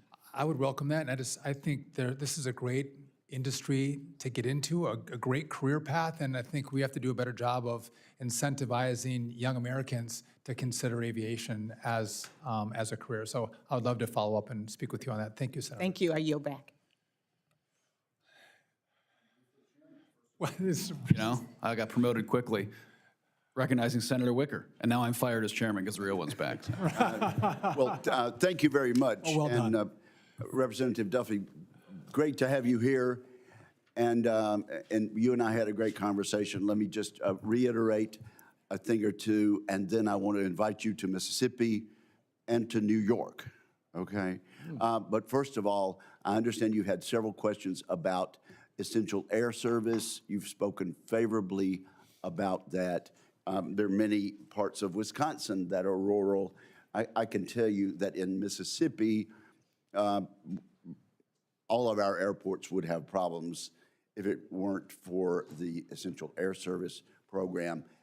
It gets cars off the road and helps the situation on our highways and for air travel. So I'm glad to know that you've said something positive about Essential Air Service.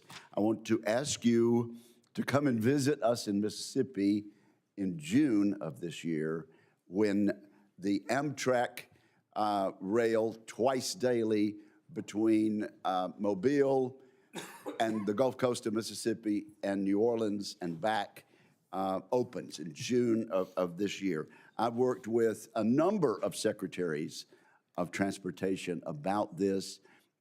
The service was ended after Hurricane Katrina back in 2005. And this was a sore spot for my predecessor, Senator Trent Lott, and for my colleague, Senator Cochran, and now it's Senator Hyde Smith and I who are working on this. We are just about there. I think maybe one other little FRA award is coming, and in June, that service will reopen.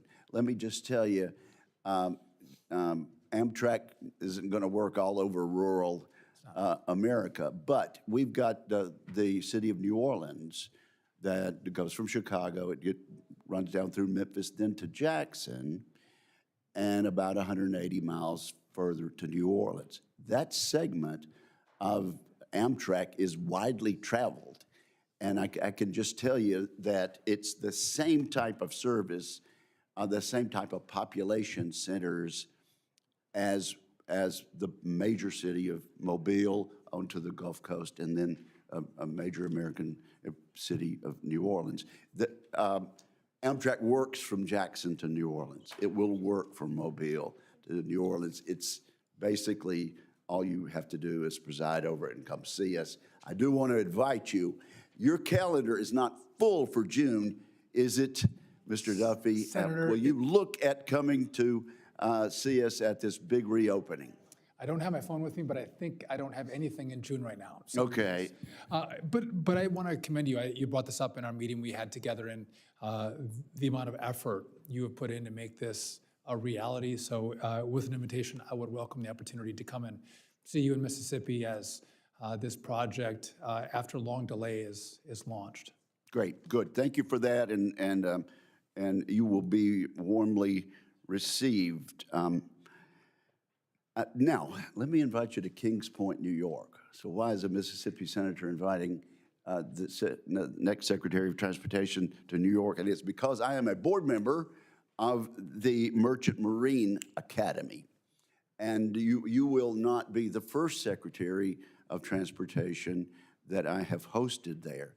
But I can assure you, my friend, that in addition to the 3 service academies, Air Force Annapolis and West Point, and the Coast Guard Academy, the Merchant Marine Academy at Kings Point, New York is a fine opportunity for young Americans. And it not only provides great officers for our Merchant Marine, but having been to graduation there and having been there as a member of the board and having served there for several years, also their graduates serve, many of them move right into the armed services, the three branches and the Coast Guard. And so it's a vital part of educating young Americans. It's a great opportunity for them. But as a board member, I can tell you, since it's not in DOD, and it is going to be under your jurisdiction, we have not been able to get the infrastructure repairs done that perhaps would have been easier had Kings Point been under the Pentagon. Many of the buildings, and I've seen this, exhibit crumbling concrete, leaking pipes, mold, inadequate heating, and inadequate air conditioning for the midshipmen. And yet, still, we have young people from all 50 states and the territories applying to come to this great educational institution and get an education, a world-class education that's unmatched anywhere. So I would invite you, as soon as you get your schedule, to make plans to come. It's just really about an hour and a half, hour and 15 minutes from New York City to come to Kings Point, see what we have there, see what the real estate is, and what a great tradition we have there, and principally to see the quality of the great young Americans who have an opportunity to get an education there. Will you commit during the year 2025 to coming to Kings Point and seeing the Merchant Marine Academy? 100%. And I encourage young Wisconsinites to take the commission that we could offer as members of Congress to go to the Merchant Marines.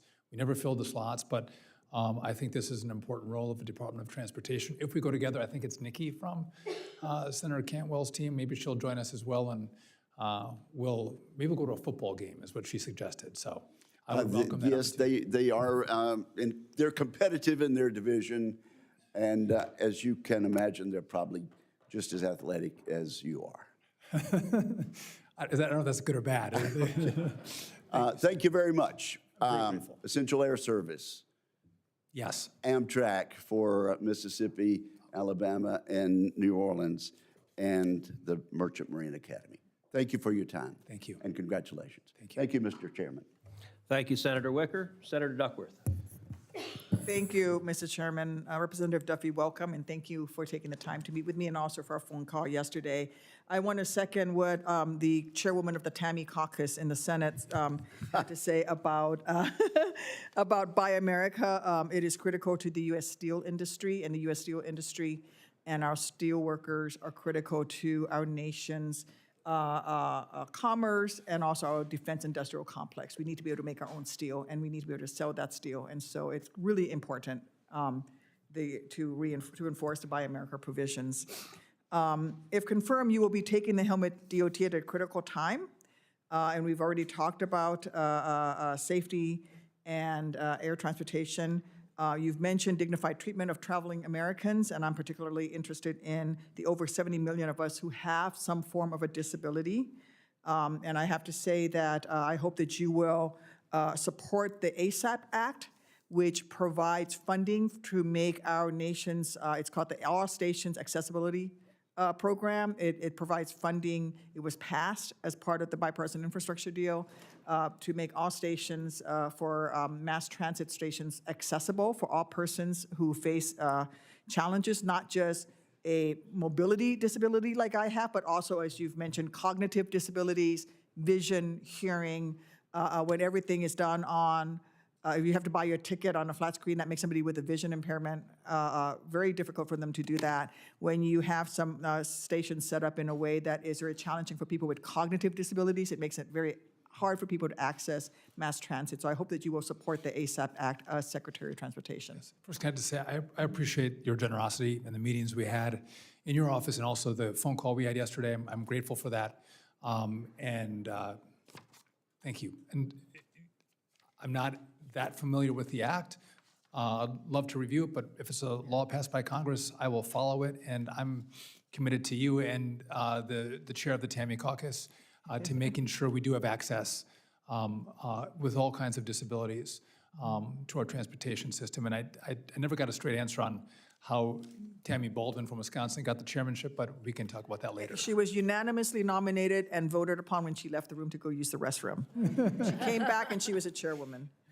So going back to the Bipartisan Infrastructure Act, it is crucial that DOT continues to implement the law as Congress directed, and Illinois and every other state needs to receive all the funding that has been awarded to it on time and without undue delay. And this funding is going to both red states and blue states. If confirmed, will you ensure that the Bipartisan Infrastructure Act continues to get implemented in a timely manner? I commit to implementing the law, and I mentioned this earlier, but a number of people have indicated that they thought that the money was going out slowly after being obligated, so I would work to make sure we're getting it out the door faster for these really important projects and try to identify what the holdups are. Thank you. As you know, and we've had this conversation already has been brought up, I remain very concerned about aviation safety. I'm on the Aviation Safety Subcommittee. I chaired it, helped along with Senator Moran, a wonderful partner on passing the FAA reauthorization. If confirmed, will you faithfully execute the 1,500-hour rule? Yes, I will follow the law, Thank which you. is the 1,500-hour rule. Thank you. If confirmed, will you ensure that the FAA Reauthorization Act is implemented in a timely manner so that its safety enhancements will be promulgated without undue delay? Yes. This is also a critical time for oversight of Boeing. We've already talked about this. The FAA has conducted enhanced oversight since a door plug blew out of a 737 MAX 9 last year. This is long overdue and must continue. In October, a scathing Department of Transportation Inspector General report found not only that FAA's oversight of Boeing production prior to the Alaska Airlines incident was ineffective, but that report also disclosed that a few months before the door plug blew out, FAA oversight officials had initiated a request to delegate airworthiness inspections back to Boeing so that they would be self-inspecting without any criteria for doing so. This is a dereliction of FAA's oversight responsibility. If confirmed, will you ensure that the FAA conducts appropriate oversight of Boeing? 100%. Thank you. I also want to make sure that we continue to address, as I've talked about, accessibility for Americans with disabilities. If confirmed, will you work with me to continue improving transportation for access for individuals with disabilities, all forms of disabilities? Yes, I look forward to working with you, Senator. Thank you. And I am out of time. I yield back, Chairman. Thank you. Thank you. Now recognize Senator Sheehy. Thank you, Chairman. Sean, welcome. Thanks for taking on this challenge. Rachel and your beautiful family, thanks for coming, especially Valentina. My wife has two brothers with Down syndrome, and they are the light of our family, too, and they're my kids' favorite uncles. They like them better than me by a lot, so. I want to talk about FAA aircraft manufacturing specifically. My background, I'm a water bomber pilot. The planes you see on TV right now in California, that's what I used to do. And you know, our nation's aviation infrastructure is very challenged right now, and what Senator Duckworth just said is very true.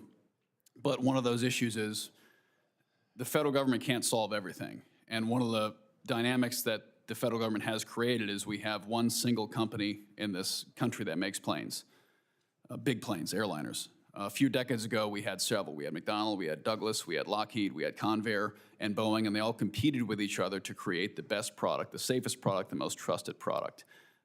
We have allowed and frankly encouraged this massive consolidation.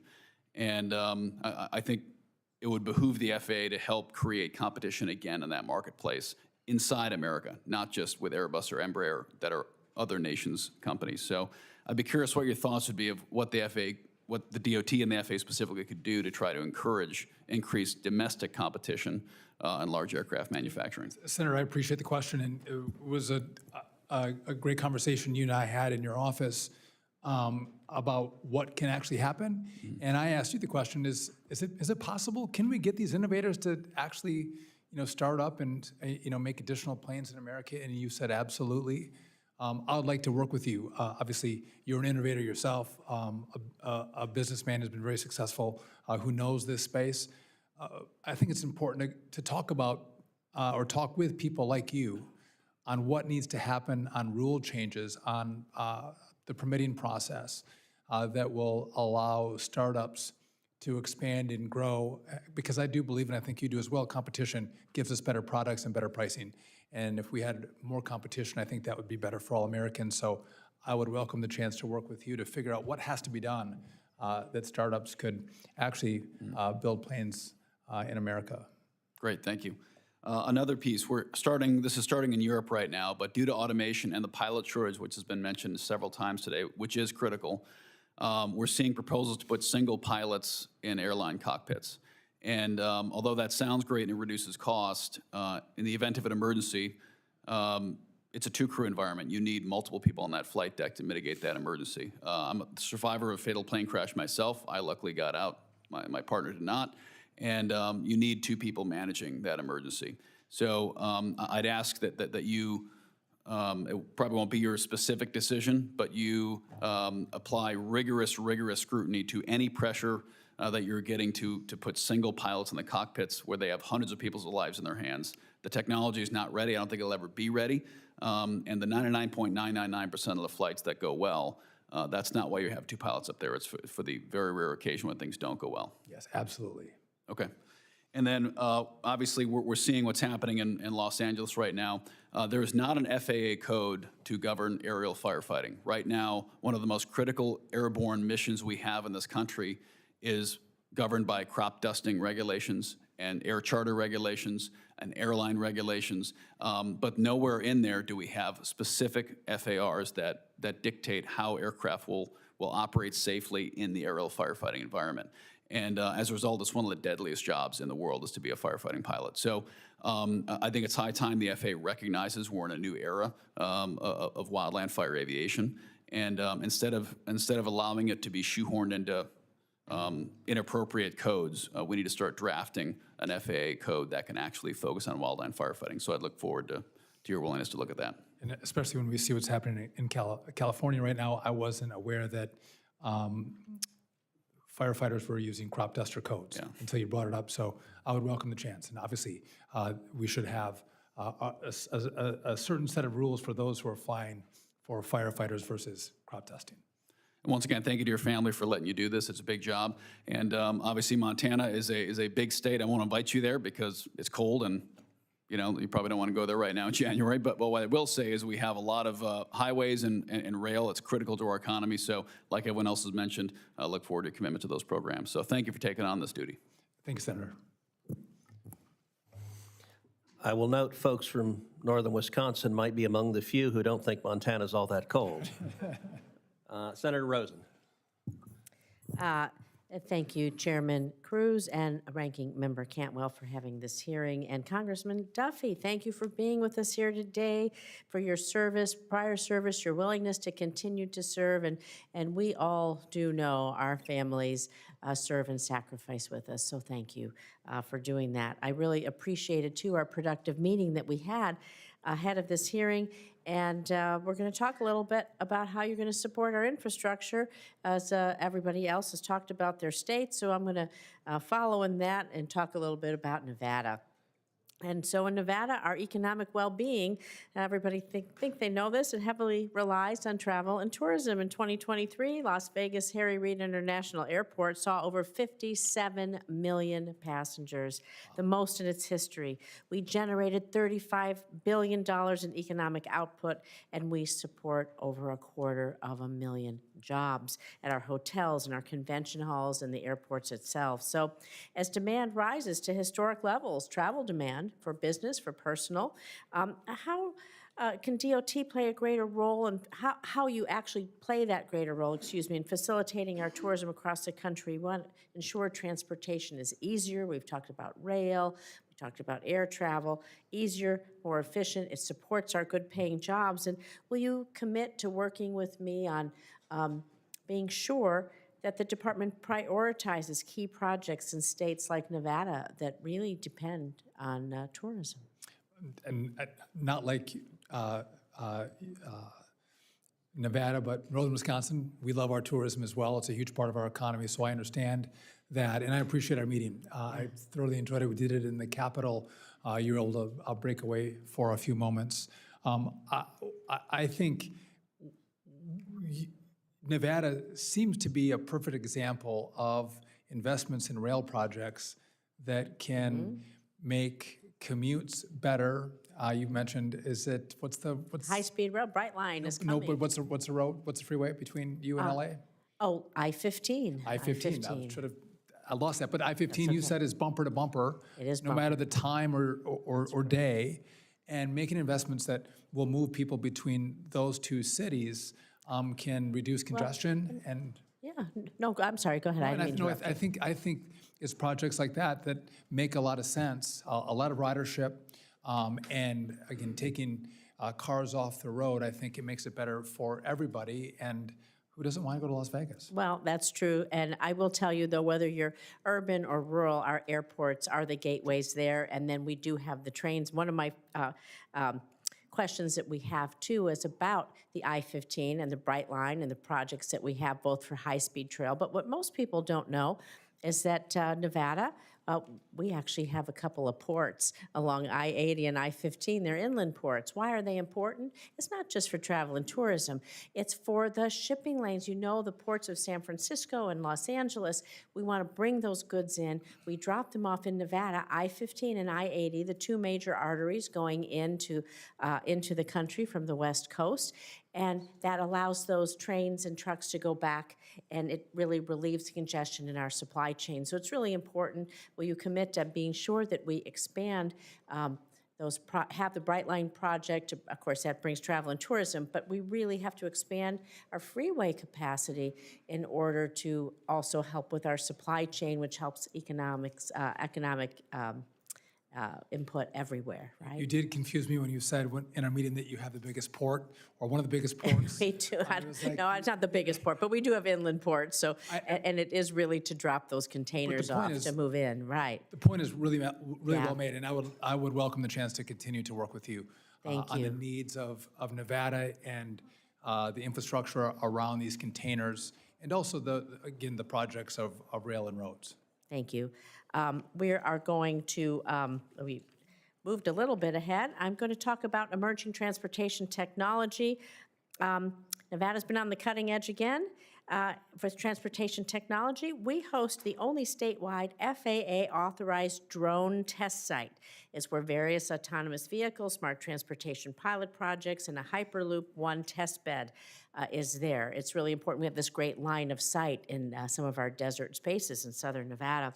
So Congressman Duffy, if confirmed, I know my time is about to end, how will you ensure the department continues to encourage creativity and innovation in our transportation sector and help us to grow some of these things that we're doing so well in Nevada? I don't know that everyone would think traditionally of transportation as being that innovative, but it is innovative now, and to your point, all of these new technologies are developing. And again, I think we'll be data-driven, we'll be safety-driven, but I think we need to have rules and I mentioned this before, clear guardrails about how these innovators can expand and grow and create product here. I don't want to see those Americans with these fantastic ideas on how they can revolutionize, whether it's drones or eVTOLs or autonomous vehicles, that they pack up and they go somewhere else. I want them in Nevada and in other states around this country. So the products and the manufacturing and the technology is ours. And I think the department, if I'm confirmed, I'll lead in making sure that we have rules that allow for that investment and that creativity. Thank you. I appreciate it. I'm going to yield back. Oh, I think your kids are probably hungry for lunch, so we'll yield back quickly. Thank you. Senator Young. Thank you, Chairman. Congressman Duffy, great to be with you. I look forward to serving with you in this new capacity. We had a great meeting in my office, and just want to ask you a few questions building on that conversation. Represent the state of Indiana, and therefore, on account of our vibrant agricultural sector, our manufacturing sector, logistics economy, transportation and infrastructure is dare I say, it's an important part not just of our economy, but also of our culture. In fact, we identify ourselves as a state as the crossroads of America from time to time. So if confirmed, I'm certainly looking forward to working directly with you on a number of ongoing priorities. I want to begin by flagging with you the largest, at least for so many of my constituents, project priority, and that is the I-69 Ohio River Crossing Project. This is a crucial final connection between Evansville, Indiana, and Henderson, Kentucky. It's going to provide massive safety and economic benefits, not just to Indiana, but more broadly to the economy. Will you commit to work with me to secure federal funding for this project and others like it?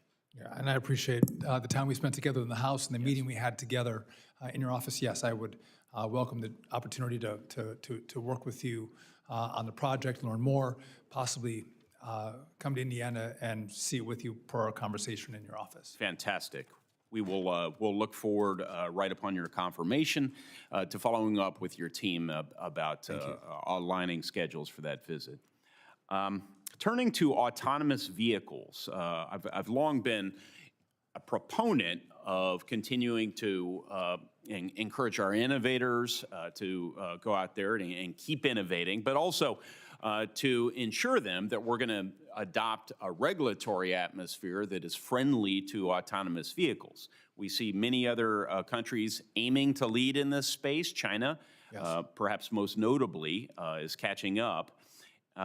And we'll soon be surpassed if we don't adopt pro-AV policies. I see here a real opportunity for improvement by the Trump administration over the outgoing administration. So what are your thoughts generally on AVs, and what opportunities do you see, Congressman Duffy, at DOT for AV policy?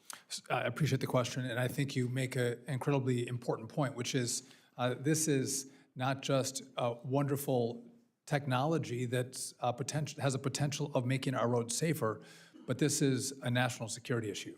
We can't fall behind China or other countries as it comes to AV technology.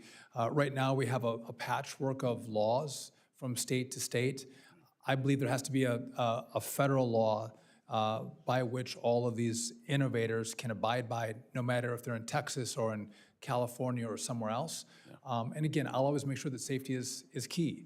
But after safety, we want to give a wide runway for these companies and innovators to create products that are going to bring us this new technology that, again, can revolutionize the way we get items, how we travel, whether you're taking an Uber or it can be remarkable and exciting.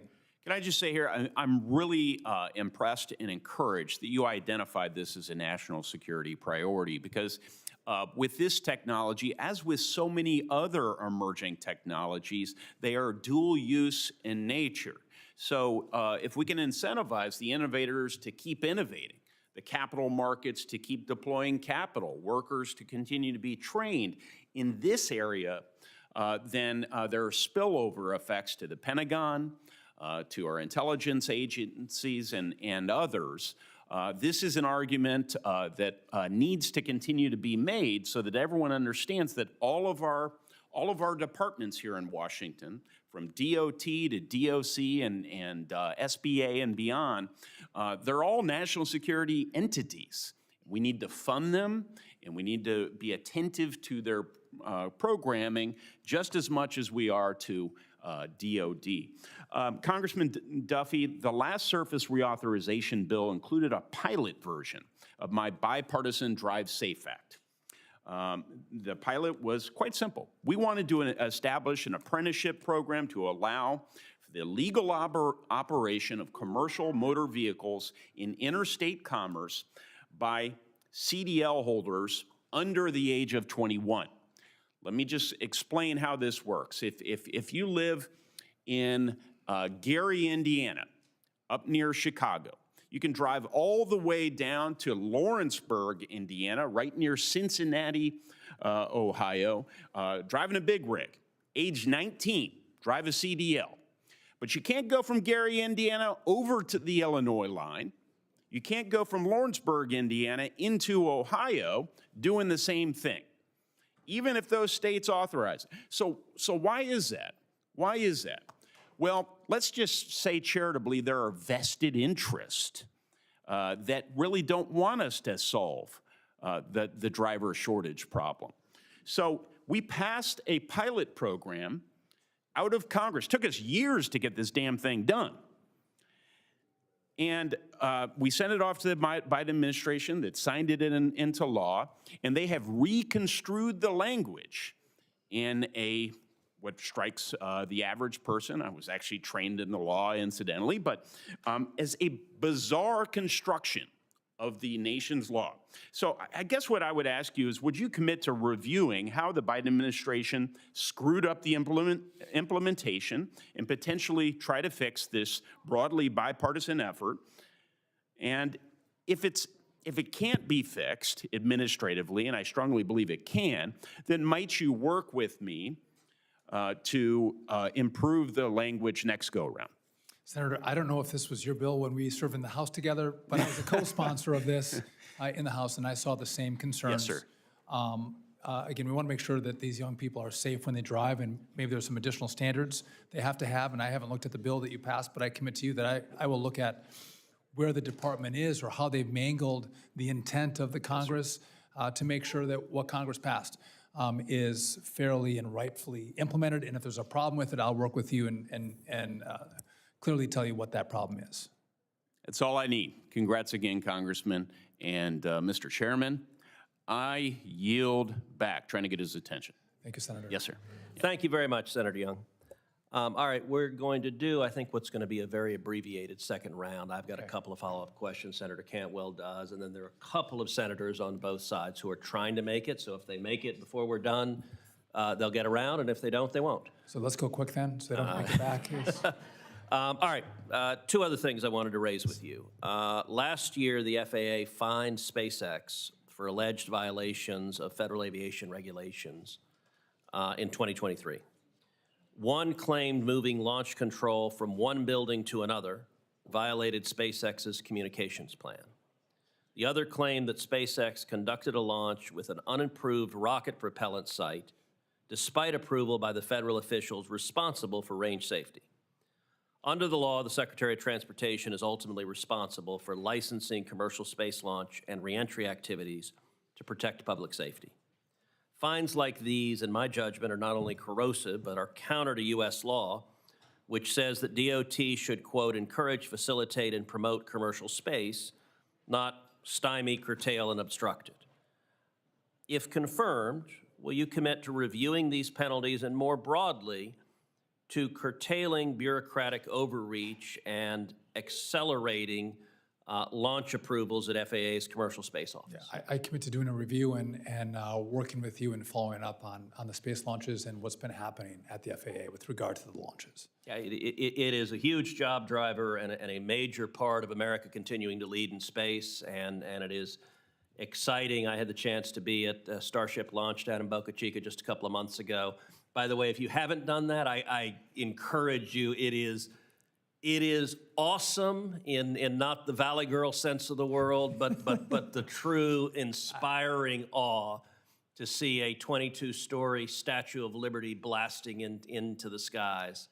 And 5 years ago, that was an empty stretch of beach at the southern tip of Texas. Yeah. And so if you haven't been there, it is definitely worthwhile. And by the way, that might be a trip worth bringing the kids to, because it is really cool seeing a launch. I haven't been, but I want to see it. Thank you. All right, final question. The authorizing legislation for the pipeline safety programs at the Pipelines and Hazardous Materials Safety Administration expired at the end of fiscal year 2023. While the relevant House committees marked up pipeline safety bills in the last Congress, this committee did not take action on them. I found this concerning because the Biden administration has used DOT to slow the production and the movement of American energy. This committee plans to pursue a Senate pipeline safety bill that has the proper focus on cost-effective and data-driven regulations. Two related questions. Number one, do you agree that pipelines are one of the safest modes of surface transportation? I do. And do you agree that the Department of Transportation should be focused on safety and let data drive regulatory decisions? Yes. Very good, thank you. Senator Cantwell. Thank you, Mr. Chairman. A couple of follow-ups too. You know, the rulemaking authority that you have as DOT is incredibly important. And, you know, individuals that work within your organization, I brought up earlier about Mr. Bradbury's nomination to work with you as deputy. And I note that in producing some documents, even Senator Wicker had frustrations in getting documents out of the administration. So I hope that you guys will comply with requests from our committees on that. And on the rulemaking, I hope that, you know, your prioritization in the Project 2025, he suggested maybe we should get rid of essential air service. I think there'd probably hear a lot from people on this committee about not doing that. But that you're not going to prioritize things that are going to undermine safety or consumer advocates, consumer protections. So just to, I have never read Project 2025, so I'm not sure what's in it. But the president's going to decide policy, and he made me the secretary. And so, again, this is a good example. I didn't realize that essential air service was in Project 2025. The president stepped away from it. It's not part of, it hasn't been part of his agenda. But as I've been clear in like 6 questions, I think I've been a supporter of essential air service. Great. And just the notion of rulemaking not to undermine safety or consumer priorities. I'm committed to that. And the point you brought up transparency, and I think your team did it, and I met with him yesterday or 2 days ago. I'm committed to transparency and providing the documents that you all have requested in a timely manner. So one thing, thank you for that. One thing is the bipartisan infrastructure bill that was done 5 years ago obviously did advanced funding for 5 years appropriations on those big grant programs because they want to get, well, it really becomes an agreement between DOT and the applicant to both of their commitments to move forward. So are you going to honor those commitments? Yeah, no, I would anticipate honoring those commitments, especially if the law has been followed and the agreements are being met. I think I might get some backlash from this committee if you're halfway through a project and there's an effort to pull funding. So no, projects are going well, funding's flowing, and the deal is being met. I don't see an issue with that. Great. Okay, thank you, Mr. Chairman. Thank you. I have been told that Senator Schmidt is sprinting back from judiciary where he was just asking questions, so I've been instructed to stretch for a moment. So I'm going to ask you an incredibly difficult question. Can you tell this committee the most amazing characteristics about your wife? Well, that she has actually... And feel free to elaborate because we're waiting on Senator Schmidt. I'm going to take my time, so, and I better not get this wrong.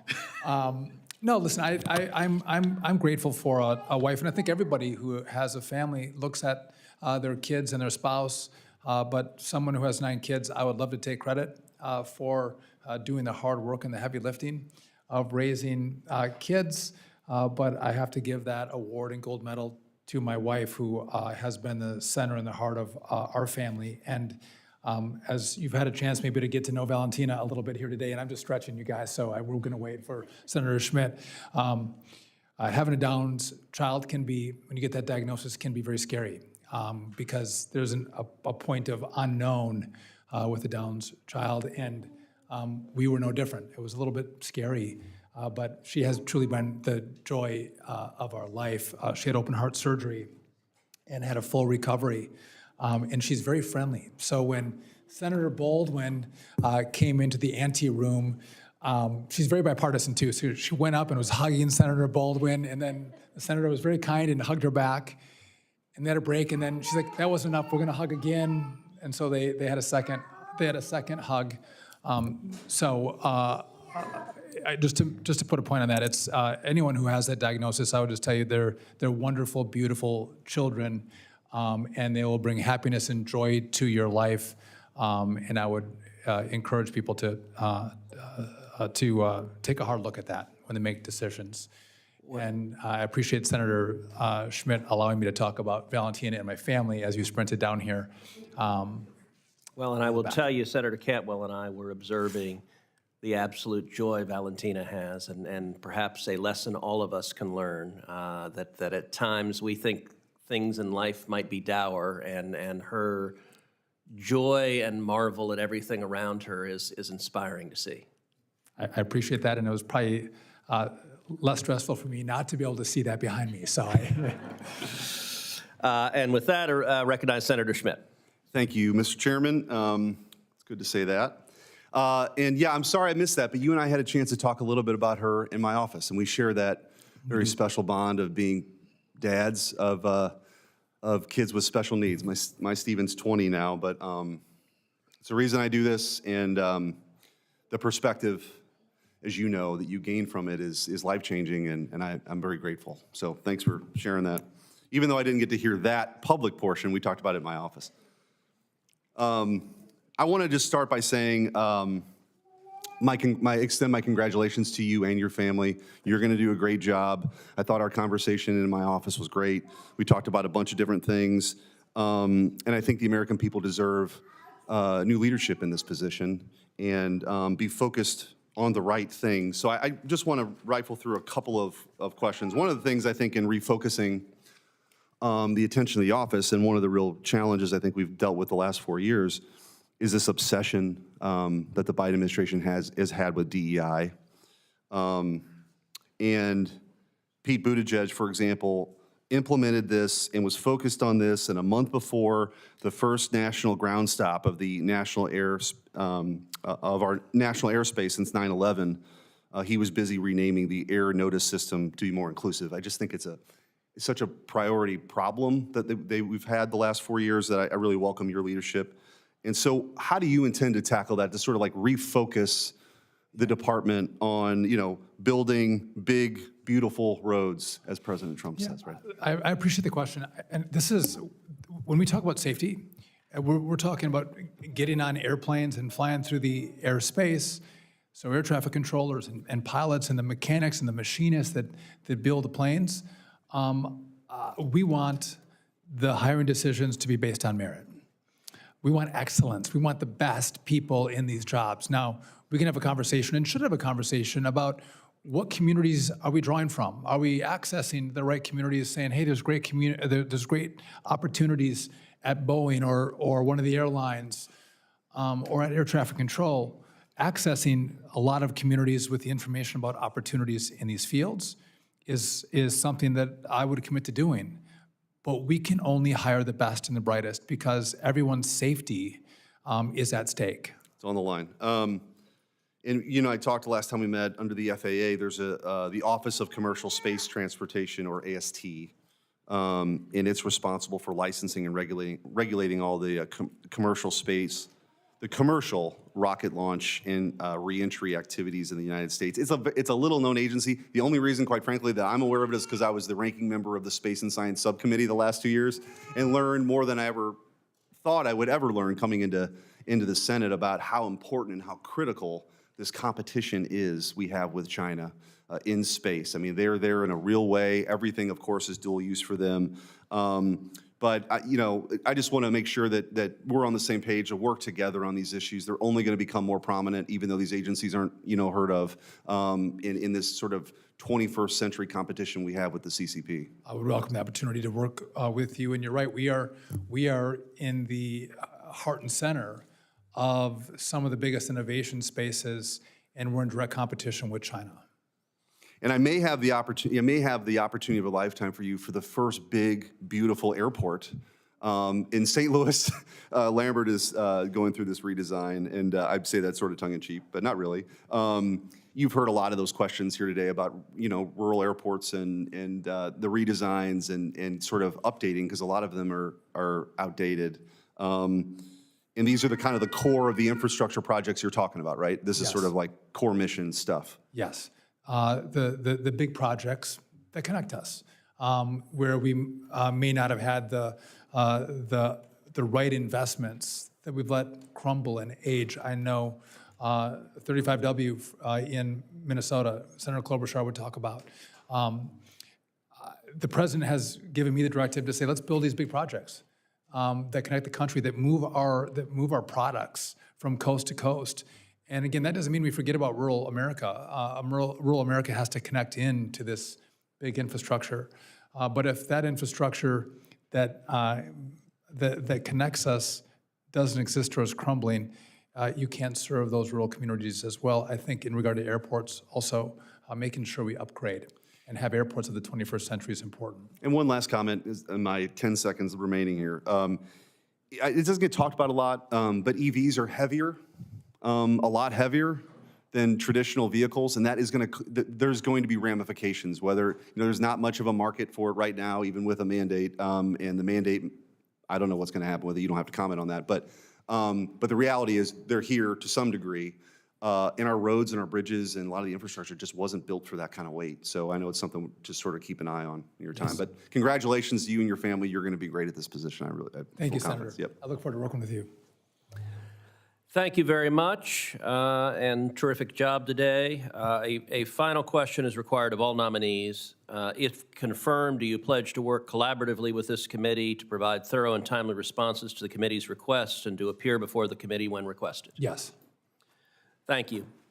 I have here 44 letters of support from various organizations for Congressman Duffy's nomination to be Secretary of Transportation that I ask unanimous consent to be inserted in the hearing record without objection, so ordered. Senators will have until the close of business Thursday, January 16th to submit questions for the record. The nominee will have until the end of the day on Sunday, January 19th to respond to those questions. That concludes today's hearing. This committee stands adjourned. Thank you, Senator.